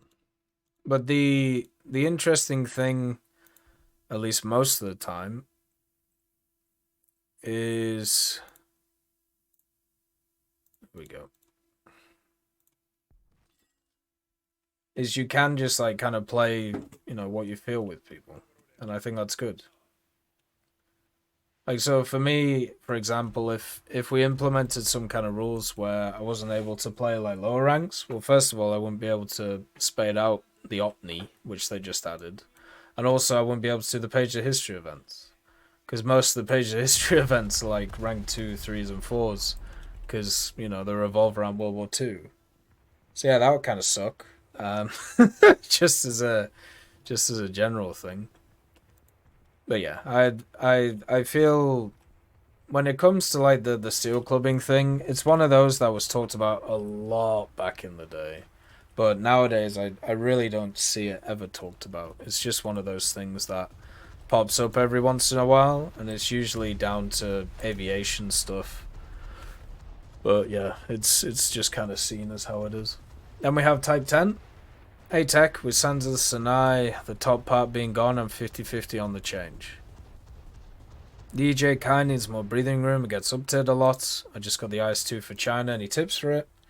Pancakes hit different on weekends. We just got a waffle maker, so I'm gonna give waffles a go. I saw a dude just rock in and hit everyone in turn 1. I swear people need to learn to drive. I don't know why people act shocked when a Bradley knocked out a T90M. Like, come on guys. These are tanks, not invincible war machines. Plus, if you got hit something constantly, it's going to get damaged, especially the optics. Anyways, have a nice day. Keep going full speed in the Type 93. I think I'm going to spade the Type 93 this year. I think it's... I think that's one of the ones I want to kind of get done. The Sands of Sinai change, I just wish they'd remove both hills from both sides. If you want to play this game where only one side is allowed a hill, there has to be a reason for it, and there isn't one. So yeah, I wish they just, you know, just removed the hill from both sides, and that I think would have made it a little bit more interesting to see what would happen with the changes. The EVGA, yeah, the Phantoms in general are weirdly placed right now, just because of how everything's set up. You know what I would want? I would want them to get better matchmaking, but I would also want them to remove all the damn bombs that they have and rockets. So I think that would be a good trade-off. So give the Phantoms better better matchmaking, but make it so they can't just go around bombing and rocketing bases. So people actually have to at least try and play them properly. Because it's so tiring having to deal with half teams just being completely worthless to everything going on. So that would be my you know, my piece on that. The IS-2 is a interesting vehicle for many different people. For me, I don't enjoy it that much because of its reload and its gun depression. Basically, the main thing that I like focusing on with stuff like the IS-2 is using its mobility to be able to get to an area where you are going to be able to trade with somebody in quite an aggressive manner. Kind of like, there's a lot of corners on maps which are like meta corners or whatever. So you want to set up there and you want to just hunker down and smash different vehicles that exist, and then just use the reverse to keep moving back and forward to, you know, rock. You want to pop out, shoot the gun, move back, and then just keep doing that over and over again, and you'll have a good time with it. It'll work well, and you'll be able to do a ton of stuff, which is, you know, what you want to do. The vehicle itself ain't great. Like, it's fine, but it's just one of those which I feel like there are a lot better vehicles, but it does get away with a lot of stuff because of its silly armor, so that can also be quite nice to have. The major thing around that BR for China is you do actually have quite a fun lineup, which is cool, so that's probably something to look at and think about, to give a go at. But yeah, we'll spade the Type 93 this year. Even if it takes us like 2 weeks, I'll get it done. So then we have Lloyd Jones. I have piriformis syndrome from a glute strain. 1 bad lift and 6 months of pain and scatia. Scatica? Is that how you really... I know what it's trying to say. I'm not sure if I use the same word. Rest hard, don't do what I did to make it worse. Hope you recover soon. Yeah, I'll be fine. Like, right now, it's a lot better than it was. I can actually fully extend my leg, and I was actually doing some knee raises yesterday, just kind of like lifting the leg up, and there was no pain. So I'm in a lot better position than I was, where before I couldn't even like sit down, like it would just hurt. So yeah, it's good. It's a lot better than it was, and we'll just keep on trucking with it, really. I'm not too worried about it. Like, it's nothing too serious. It's just the simple fact that because I sit down quite a lot, and because I have like this pedometer under my legs, so I like move around a lot. I'm like stretching my legs pretty aggressively a lot of the time, just to make sure that blood flow is still going around. So yeah, it can create a few issues. Like right now, like the groin hurts a little bit, but that's just from biking today and going a little bit hard. And yeah, I'll be good. Like I'm seeing progress, and everything's feeling okay. So it's pretty good. I'm happy with it. Then we have Frank Bradley. White Rock Fortress was the best map ever. It really was. Like people have really big rose tinted glasses for White Rock Fortress. Really big. Anyways, I wish Gaijin just fixed heli EC instead of axing it and adding boring as heck heli PvE. The only problem with that mode was the K50s. The fixes that could have been done to combat the K50s is having BR brackets, occasionally RNG night battles, and adding some RAB maps to the mode, which would have more cover to dodge Vicar ATGMs and close the gap in the battle bit. Thoughts? Disagree. So, the reason why there wasn't more BR brackets in helicopter PvE is because there wasn't enough people playing it. Even from the beginning, when the K50 didn't exist. Okay? So, there's a real issue with War Thunder and the way that it's seen. And in order for War Thunder to continue to exist, you need enough of a player pool to be able to queue up for matches simultaneously, so when people join the game, they also find matches, right? And they also are able to do all of these different things. So in Heli PvE, which is already a very niche mode, that wasn't happening. There wasn't enough of a player base there to expand the BR brackets. And this was happening before the K50 existed, because people would use whatever the next meta thing was, which I believe at the time was the H1Z, at least when helicopters came to the game. So it doesn't fix what happens. What it just does is it means that everybody flocks to a different vehicle instead of that one. But that sucks. You know, it's the same thing that's plagued, you know, all of the game modes in War Thunder for the longest time. If you just remove X vehicle, the game will be balanced. Well, no, because people just go play whatever the next meta vehicle is. So that wouldn't really work in the helicopter stuff. Night battles are universally hated by everybody, not just people who play K50s. So even if you have thermals, night battles are not fun, right? They have tried to force night battles so hard on people that we're at a point now where you can choose whether to turn them on or off, and as people will tell you who play around those areas, you hardly see them still in ground. And helicopters would be exactly the same. If people got into a battle where it was night, they'd just leave the game. They would leave the match, go play a different one. People really don't like that stuff. They could easily add another mode for helicopters if they wanted, but the idea of it being balanced is very... It just can't happen. Just because of the different capabilities of all of them. Oh, fair enough, Liberator. We'll just wait until you get to your 100th one. We'll see if you still like them.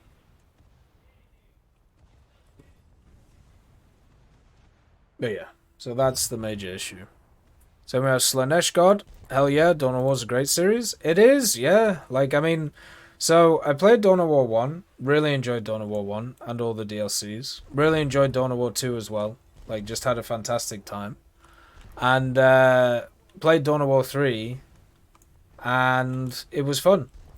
You know, the game, the RTS gameplay was enjoyable. The actual general gameplay of it was just fun. Like, and you know, the major thing that actually let down the game was the bugs. Like, I had a few hard crashes during the campaign, all on the orc missions for some reason.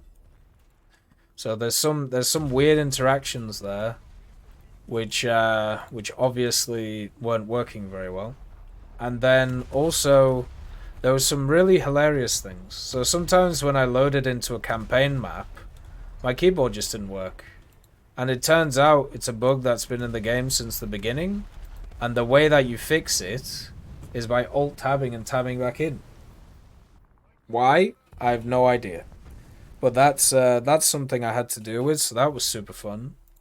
Then there was another bug where if you had unlocked something in the game and you closed the game and then opened it up again, it would give you a screen which would say, hey, look, you got these rewards. Look, you got a new portrait, you got a new camo. How cool is that? But you couldn't get past that screen. So you had to close the game again to restart the game. You'd hit OK or whatever and nothing would happen. And then another bug was all of my, let's call them hero units, which I used during the campaign, they never leveled up past level 1. So it would say like, oh, level up, or, you know, oh, level 2. And then I would go to the screen to level them up, and there would be nothing to level up because they were stuck at level 1. So I had to use the same heroes, or, well, I was using the same heroes anyway, but I couldn't get any of the upgrades, and I couldn't make them any better because of that. So yeah, really fun that. But if we forget about all those and we just focus on like the gameplay and the missions, yeah, they were fun. Standard RTS, you know, I thought the only gameplay thing that I wasn't hugely into was the resource management. I thought resources were a little bit slow in the game itself. I thought the different factions had enough differences between them to make them unique. I thought they were enjoyable. The Eldar, like I mean, their upgrades just make them so overpowered if you know how to like use it properly. Any like any faction in any game where you can just teleport your whole base and also your whole army anywhere on the map at any time is gonna be mega busted. You know. But I think my favorite faction that I played was definitely the Orcs. I thought their units were pretty fun, so I'm down for them. They were nice. I also like the idea of just going around and smashing things. But yeah, Dawn of War is a great series. It sucks that at the end of the Dawn of War 3 campaign, they literally like teased something to happen, and yeah, it's abandonware, so, or not abandonware, but they're not developing it anymore, so yeah, it's nothing's going on with it. And the fact that the game is like, I don't even know, like 6-7 years old at this point, and it has all of these bugs, which just sucks for anybody who like picks it up. Like, I picked it up because it was in like a bundle, and I played the other two, and it was like $3. So I was like, yeah, let's just play and see how it is. And the graphics themselves are beautiful. The game, apart from the hard crashes, like ran really well. It really sucks that is like the end of the Dawn of War thing right now. And then I played Necromunda Hired Gun, and that's just Doom in the Warhammer universe. So that was pretty fun. Like, I had a good time with that. But yeah, if you like RTSs and you like kind of like the company hero style of things, you just give Dawn of War 1 a go. You might need a little bit of finagling to make it work, actually, because it's quite an old game. But it still should be fine. Should work okay. So then we have Dawood Killer. Foxhole failed. You just co-assign front lines / structures between US and EU players from allied groups. No, Foxhole didn't fail. What ended up happening, like, Foxhole still has a pretty decent player base. Like, it's... What it failed to do was to expand. So, if you actually have a look at Foxhole as a game... Let's see if I can find its stats. Yeah, so...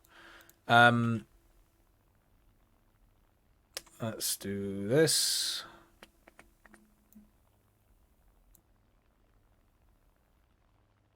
Yeah, okay. So, I think I can do this and show you. Did I see what War Thunder posts on Twitter? I didn't know. I can click on it. Let's see.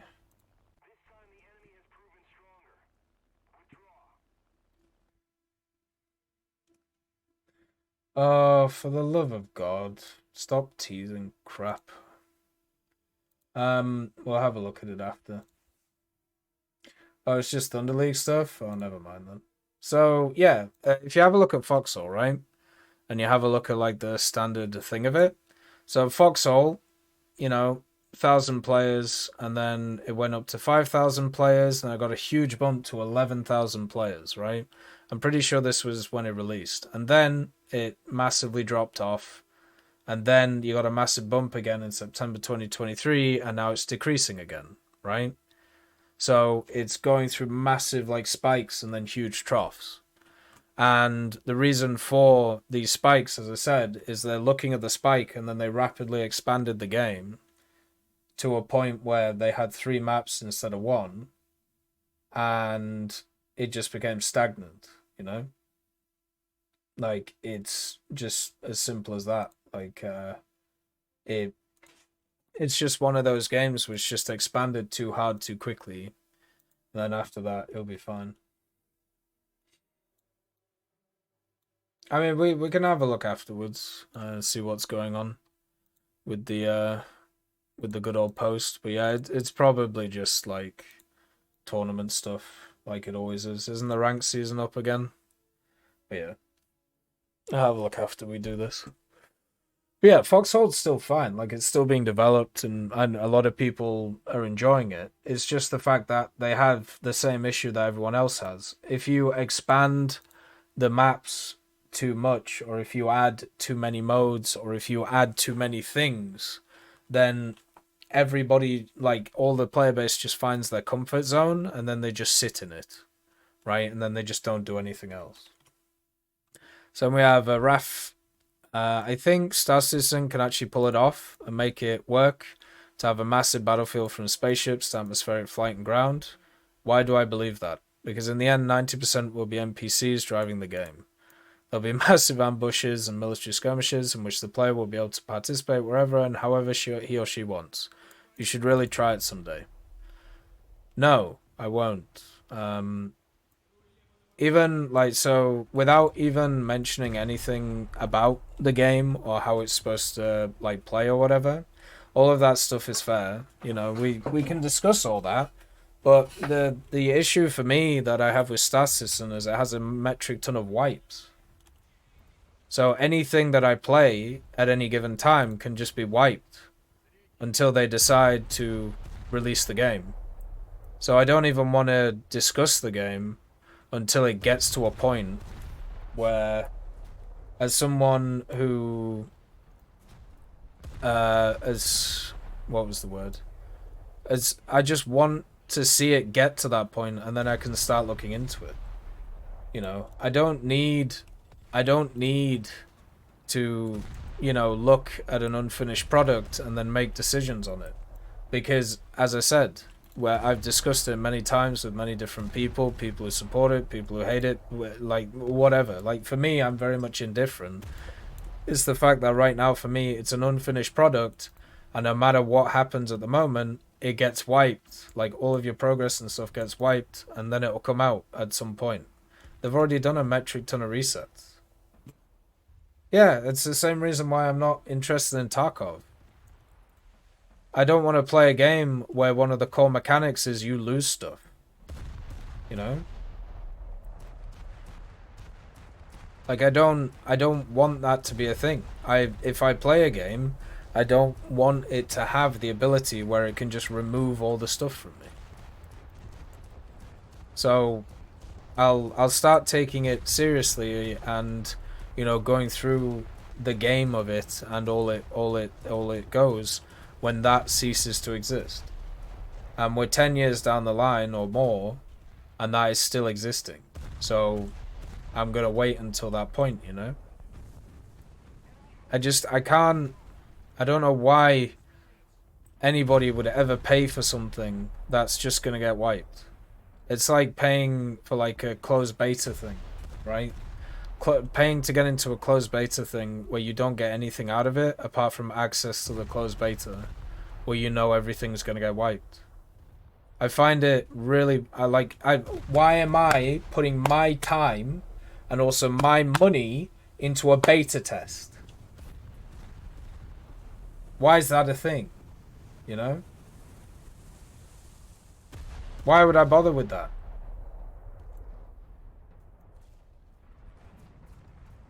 I've never understood it. And that goes with War Thunder, that goes with Enlisted, that goes with any game. Like when the Enlisted used to do like the closed beta test stuff, I'd play it for like a few games and I'd be like, okay, cool mechanics, alright, peace. See you when it's out. You know? It's not my job to test your game. Right? It's your job to finish your product, so therefore I can have fun in it. And until it's at that point, I ain't gonna do much with it. The only game which I'm kind of fine with doing that with is actually Arms Trade Tycoon Tanks.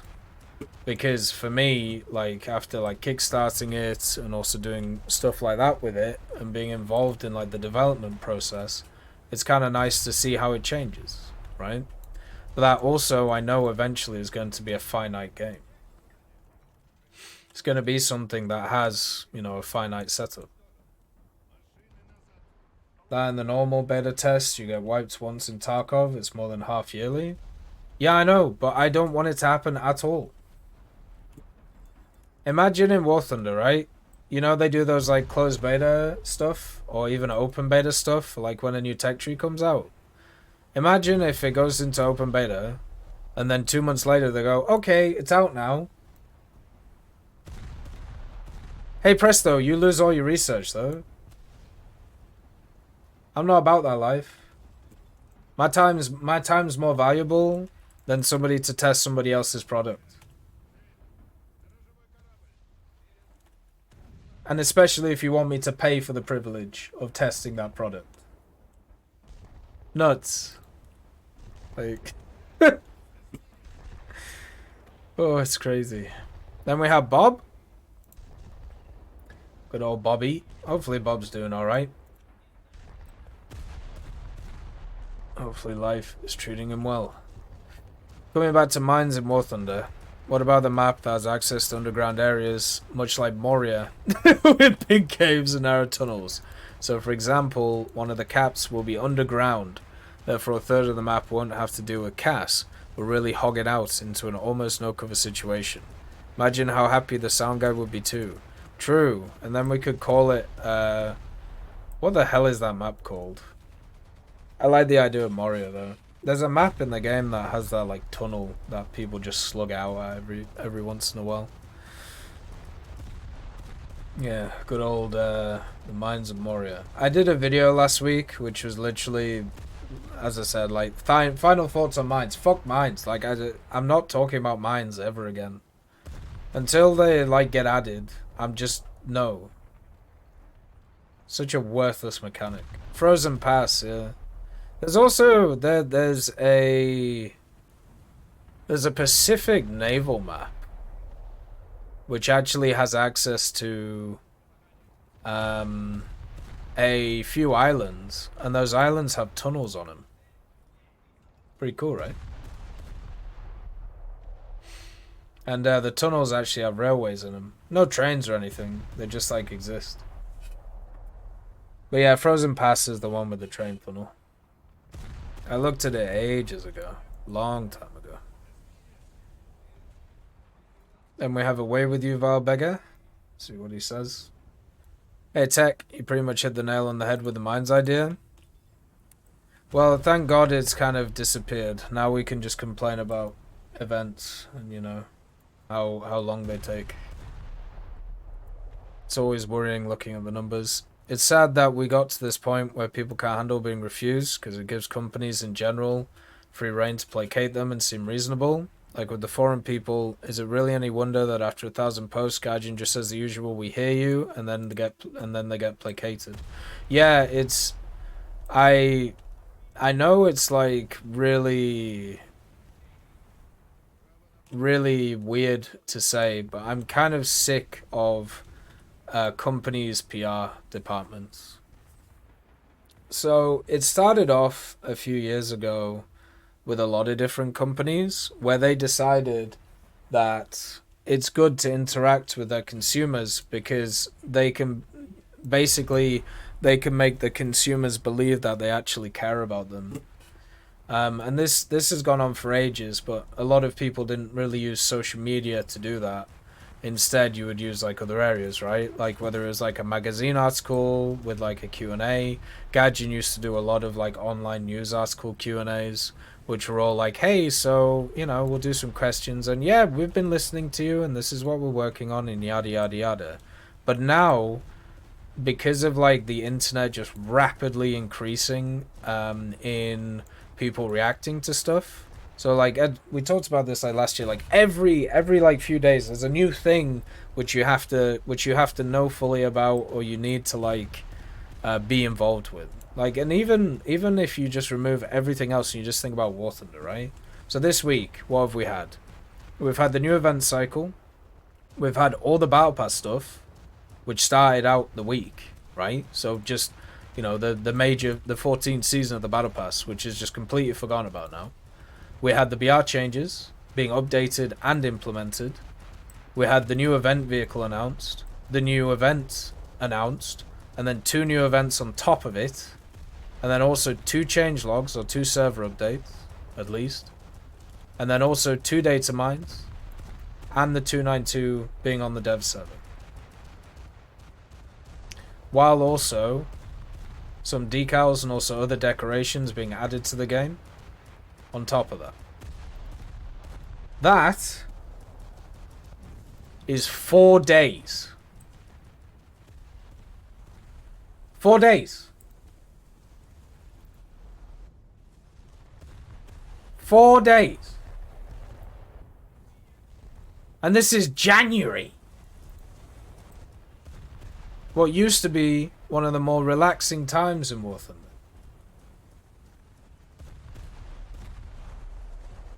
Four days. Nuts. So yeah. What this basically means is you have all this. And then, during this time, there are people who are unhappy about some of those things that happen in those 4 days. Hey Mihai, nice to see you. Hopefully you're doing good. So then, you have to do reactions to the people who are unhappy, and you have to go, we hear you, blah, blah, blah, blah, blah, which is basically just like the updated BR changes. We've listened to your feedback, here are the changes we're doing, right? So now they're placated to. But then everybody forgets, and then we just do the same thing starting next Tuesday. Yeah, and then the roadmap. Hey Lafouche, nice to see you. Hopefully you're doing good. So yeah, then you got the roadmap coming up. Then you got a bunch of other stuff coming up. Like there's tons of this shit, tons of it. It's everywhere. Like it's crazy. Where is the roadmap? It will probably be released like next month. But yeah. So there's just constant things going on all the time, constant people's reactions to things. But because there's so many constant things, people just forget about what happened yesterday. So none of it actually matters. And then you have the PR departments of these like companies, which can actually, what's the word?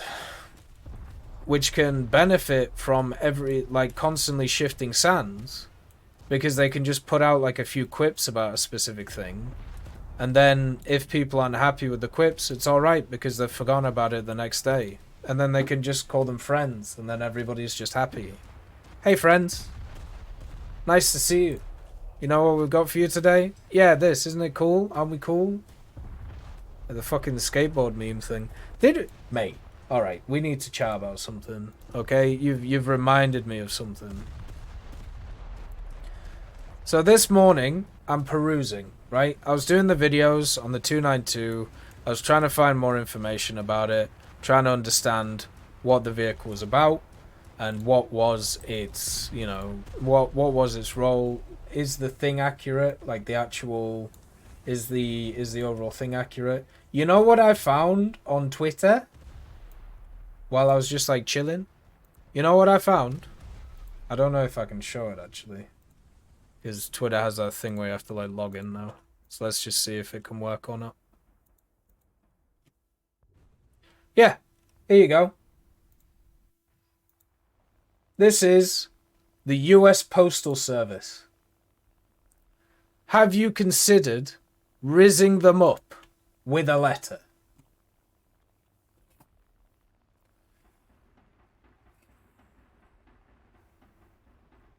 Now this may just mean, right? This may just be a meme, right?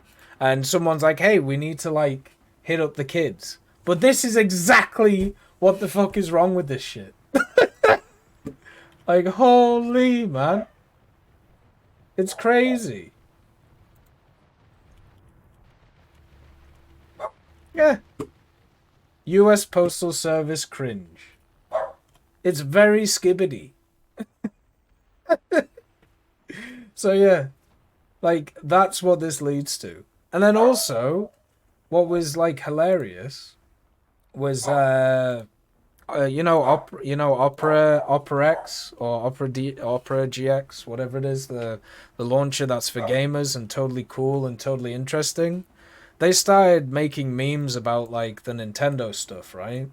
Like about how, you know, it's just a mega corporation, like people just doing what the mega corporation says it's because you know it's a mega corporation and they're fans of it.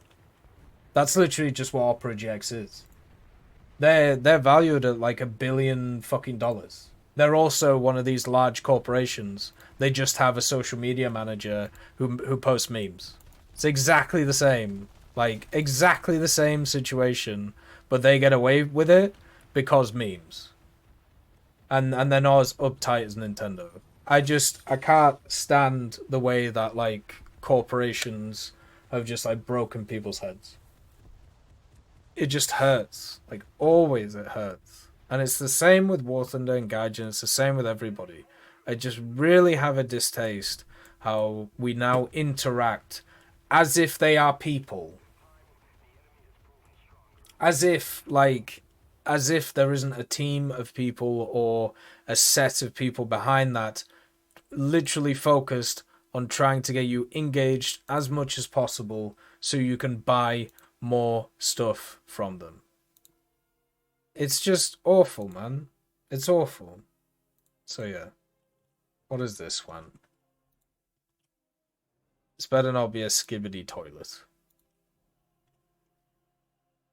12 Fortnite matches, 11 Rizzlers rizzing, 10 Grimace shake. Wait, what the hell is this? Alright, well, we'll have a slight meme interlude, okay? While we,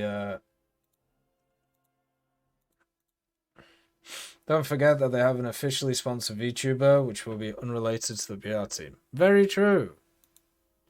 As always. Alright, there we go. Oh my god, he's just like started talking. How do I stop this man talking? Alright. On the 12 days of Rizmas, my Rizzler gave to me 12 Fortnite matches, 11 Rizzlers Rizzing, 10 Grimace Shakes, 9 Hours Edging, 8 Gritties Grittied, Level 7 Yacht, 6 Milli Vanillis, 5 Nights at Freddy's, 4 YouTube Shorts, 3 Phantom Taxes, 2 Upper Deckies, and a toilet so skibbity. Rot.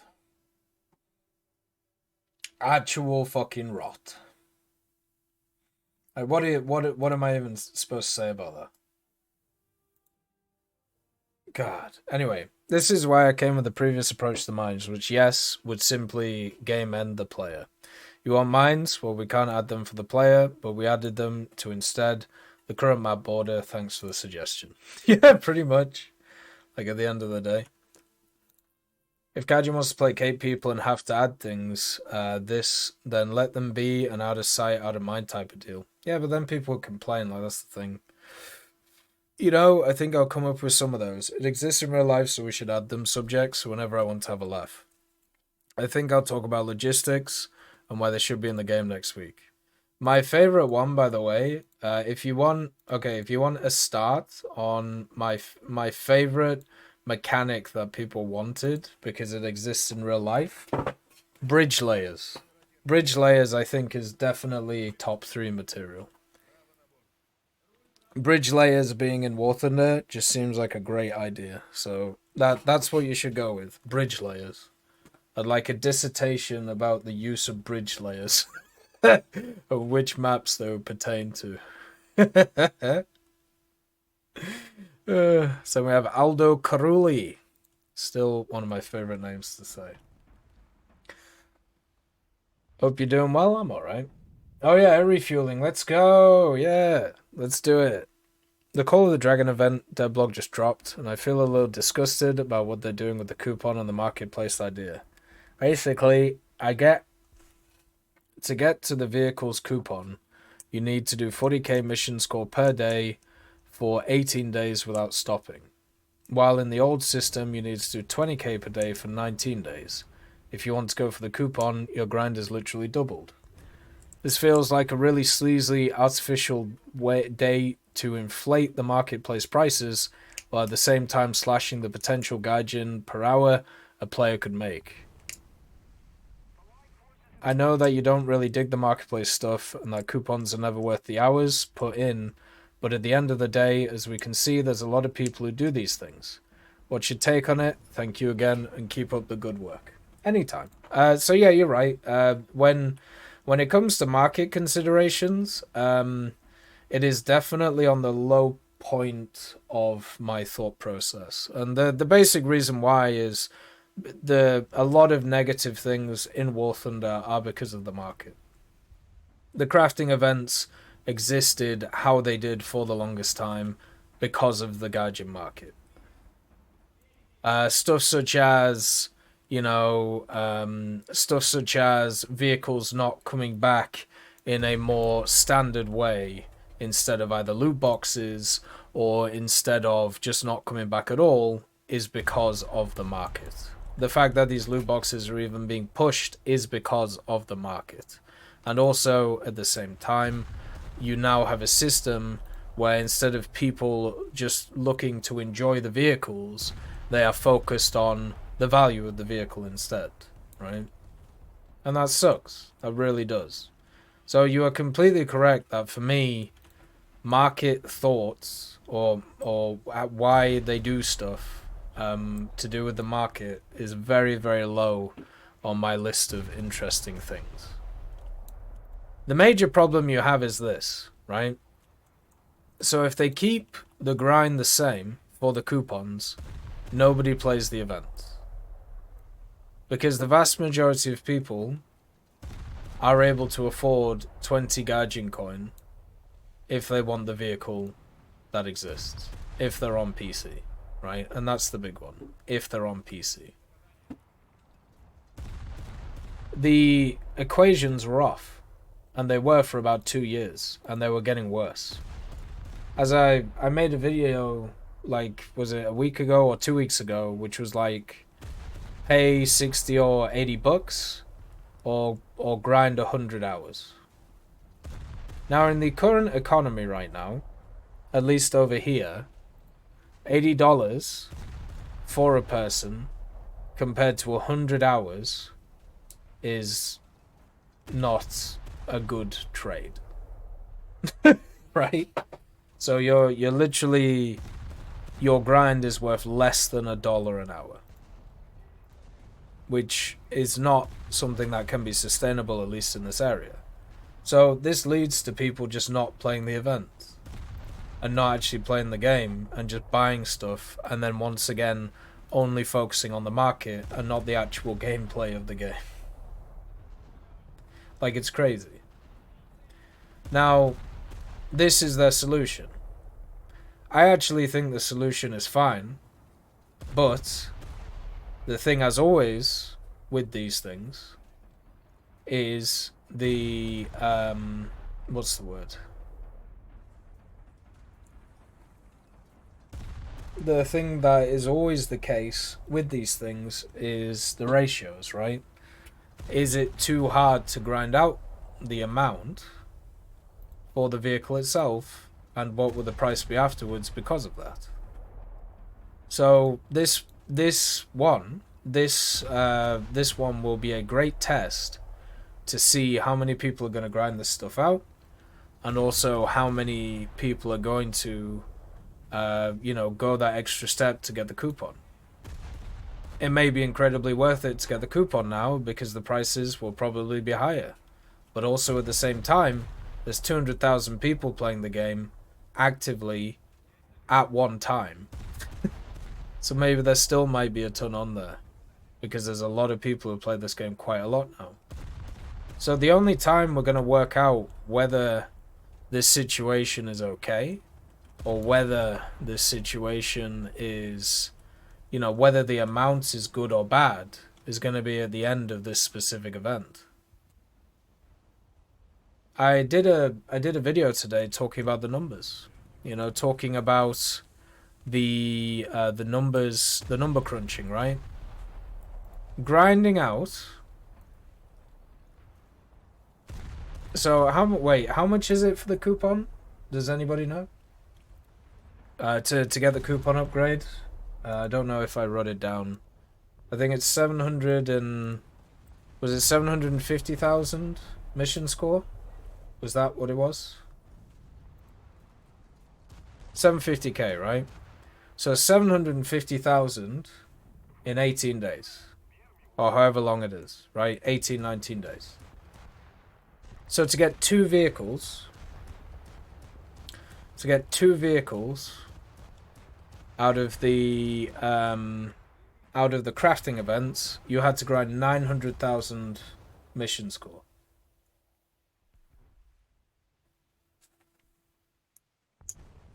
In 12 days.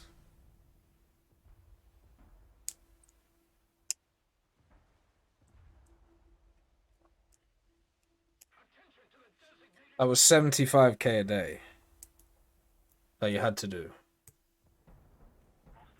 That was the standard for that crafting event.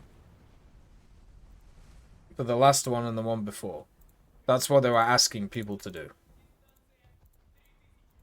900,000 mission score in 12 days out of 13. So you could miss one day. That's what we had to do. So this system of 750k in 18 days, compared to that, sounds grand. And it's a bonus, where it's just for a coupon. Like, it's not even for the vehicle. The vehicle you can get with like 40 times 8, whatever that is.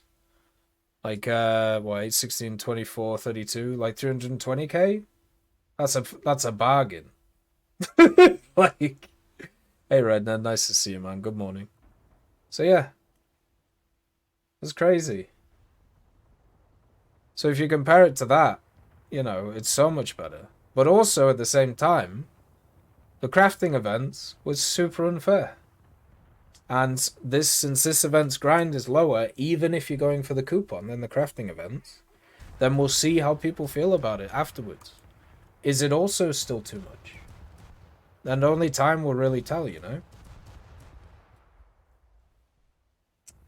Yeah, pretty much, Redhead. Like if you, yeah, if in the other events like the summer and winter events, if you wanted all three of the vehicles, then you'd need to grind 120k in 2 days. But if you only wanted one of the vehicles, it was what, 40k. So yeah, like I did the video I did today goes through all the calculations. Like even if people don't want to watch the video, I just stuck it in the description, like a copy and pasted it, just to kind of show like the difference in levels of grind. Like it's startling, like the difference between them. Like I honestly don't think people realize how bad the crafting events were in terms of how much you had to do. So yeah, it sucks that the amount that you have to grind to get the coupon is so much higher than the other one, but they are trying to get people, if they want to pay, to G the levels, and also to get people to actually play the game instead of just sitting there and waiting for it to be available on the marketplace, which was happening with so many different people. Like we even had during the winter event, there was just so many people who'd turn up and then just be like, "So, what do you think the price is going to be? I'm gonna, enjoy this Christmas period and not worry about anything, and then just like buy it afterwards." There's so many people like that because everybody knew it was going to be like $20-30. And in the current economy right now, if you don't have anything else going on and you want to play a video game, that really isn't a lot of money, unfortunately. Which sucks, because that used to be quite a lot, like, 5, 6, 7 years ago. Not a bad tactical point. Getting the family involved, I like it. Like, yeah, it's crazy. The differences. But yeah, we'll see, I suppose. So we have you feeling self-righteous. You can't make War Thunder more fun. Seal clubbing and the battle pass are symptoms of a bigger problem. The servers are god-awful, and Gaijin can't fix a thing. When you explode from AA, that doesn't render shells flying at you or have ghost rounds, or all other things that don't show up because Gaijin's server-side code is frozen on a stick, but good ideas. I mean, fair enough. I think the major issue I have with the server stuff is just the ping. Like, I don't know if it's like the actual code itself, it's just the experience of somebody on low ping and high ping is very different in War Thunder, but it's also better than a lot of other games, so it's just... It honestly is just an internet issue, Like, it's just crazy. So we have Ivan. All open tops need to have some type of smoke cover. Why would you want to play different stuff when you have the async mechanic? Because I don't want to play the same thing like 500 times. I don't know. I like variety in my life. Even though for like food, I like having a protein source, a fiber source, a carbohydrate source together, and a ton of roughage. I still change up like what those are. I don't eat chicken every day. Maybe I could like ace out chicken, but yeah, the fact is, even if you have the acing mechanic, like you'll still get to a point where you'll have aced out the vehicle. Variety is the spice of life, Maybe try a bit of taco seasoning once in a while. Can be good. So we have like you cut G, AAA. So I got an interesting idea for you. Drop SBAA, RP, and SL cost by 30%, and put a 30% increase in rewards to make people play SBAA. I mean, yeah, I've we talked about it before. Like, makes no sense. Just because some things are the same BR as something else doesn't mean they have the same usability. So therefore, their research requirements should not be seen as the same. E.g. Florakrad Leopard 2A6, right? A specialized vehicle in general should actually be less cost than one which is useful in more areas. But in War Thunder, we don't really see that. Instead, you just see them all costing the same, which kind of sucks. So, yeah, I'd be fine with that. I don't know about the bonus thing. Like, I know that's been touted a lot recently about increasing the bonuses already there for SPAs, destroying aircraft and stuff. I'd be fine with it, you know. We talked a lot about it last week. So we have Rowie. Let's see what Rowie says. Always nice to see Rowie's comments. I've chatted to Rowie many times over the years. And even though we differ quite a lot when it comes to how, you know, we feel about the game, it's always nice to see stuff. I'm getting so tired by Gemma mains smoking up the second they see a shell flying in the air. It's really starting to piss me off. Why would you smoke the main passage or a road that the enemy have to cross to get to a point? Self-preservation, unfortunately. Like, many people don't have the ability to think, it seems like, more than 5 seconds ahead. Like, even sometimes, like, for me, I'll just be sat there waiting on a corner, and there's just like 3 or 4 people. I'm just like, why does nobody push? And then I just go, screw it, I'll just push. So, you know, I kind of like sacrifice myself to make my team actually do something. Like, sometimes you just gotta do that stuff, you know? And yeah, the smoke mechanic is a really good one, but War Thunder has a real problem with a lot of people playing the game as if they are just the only person who exists. It's one of the most selfish games I've ever seen, especially when it comes to ground and also aviation. It's actually nuts how selfish a lot of players can be, especially since there's this whole mentality about trying to carry a team with 16 people on it. Like, I get it if you're in like a MOBA like League of Legends or Dota or something, and there's 5 players on each team or 6 players or something, and you're like a carry and you have to carry, and that's gonna go really well. And it's like, yeah, that's fair. That's not War Thunder though. Like, War Thunder as a game, you cannot carry individually all the time. It just doesn't work. So, oh shit, early access is coming soon for Arms Trade Tycoon. Pretty cool.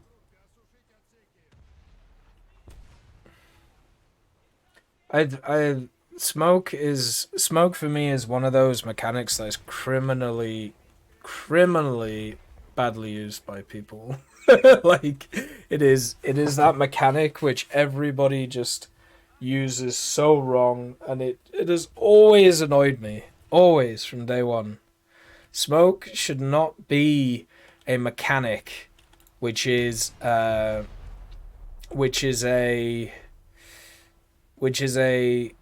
it shouldn't always be a reactionary mechanic. Smoke, as it is in War Thunder, is the perfect proactive mechanic, right? It's amazingly proactive, but it just never gets used in that way, and it just annoys me. You know. I don't know, Juan, we'll see. I'm gonna watch the Six Nations, so that should be quite fun. We'll see how it goes. Yeah, like, smoking should literally be proactive, but it just isn't. It's always reactive, and it just annoys me. Always has, always will, you know? It's just one of those things that I feel is just constantly done wrong by people.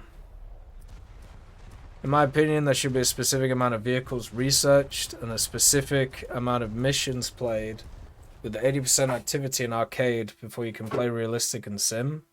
The amount of times I've been killed by friendly fire and team killed in sim because of the lack of vehicle knowledge is not countable on hands. Well, that sucks. And yeah, I do agree. There is... Well, I don't think there should be limits, but yeah, there is a bit of a problem with that. When I played sim, I got team killed a few times. The other problem with sim, though, is literally you can have like the same vehicles facing each other, which is kind of silly at the end of the day. So it would be nice if that wasn't the case. That's the Opni done, by the way. It only took us like 2 games. I've just been playing it on top of stuff. Right, so then we have Commie Gun Nutter. First, I'm proud of it. Love you, dude. Well, thank you. That's very kind. I am, in fact, a dude. And thank you for the comments. And thank you for the tech talks, really. Like, it's been super fun doing these. And you know, there's always a ton of topics to kind of go through and have fun with, and it's nice to see there's a lot of variations now too as well.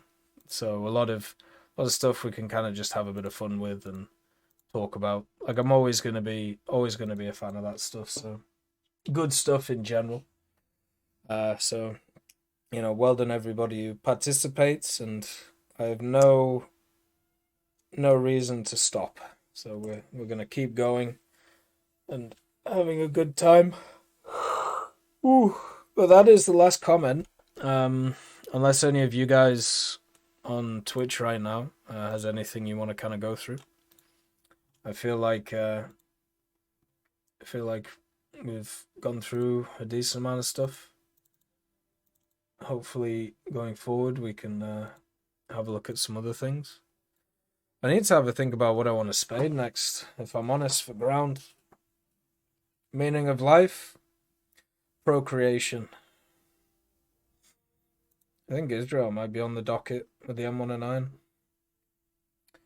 While still as it is allowed to use custom aim and ground RB, where can you know the distance of enemies by the size of the tank? I have no idea. Usually that would depend on your optics, right? MiG-25 31 superiority when? Especially with the R40s? Ooh! Had a strange bug yesterday. I was driving behind a VDAR and all the buildings on each side of the road would crumble and create so much smoke I could barely see. That's kind of funny. Chad Cron versus Charles, who win? Well, Charles literally just got out of hospital, so he's struggling. So I think Macron would win. The real question is Camilla versus Macron's school teacher. Like, that's the thing. Thoughts on recent BR decompression? Nice to see. Alleviates a lot of issues in ground with the aviation going up, but you know, we'll have to see what goes on at the end of the day. It's hard to tell after a few days, but usually BR decompression is always positive. Right, let's see. Do you think they'll bring back captured vehicles? Yeah, of course they will. They eventually bring back everything. You know, there's nothing off the list. Everything is possible. Everything is true. Everything is Gru.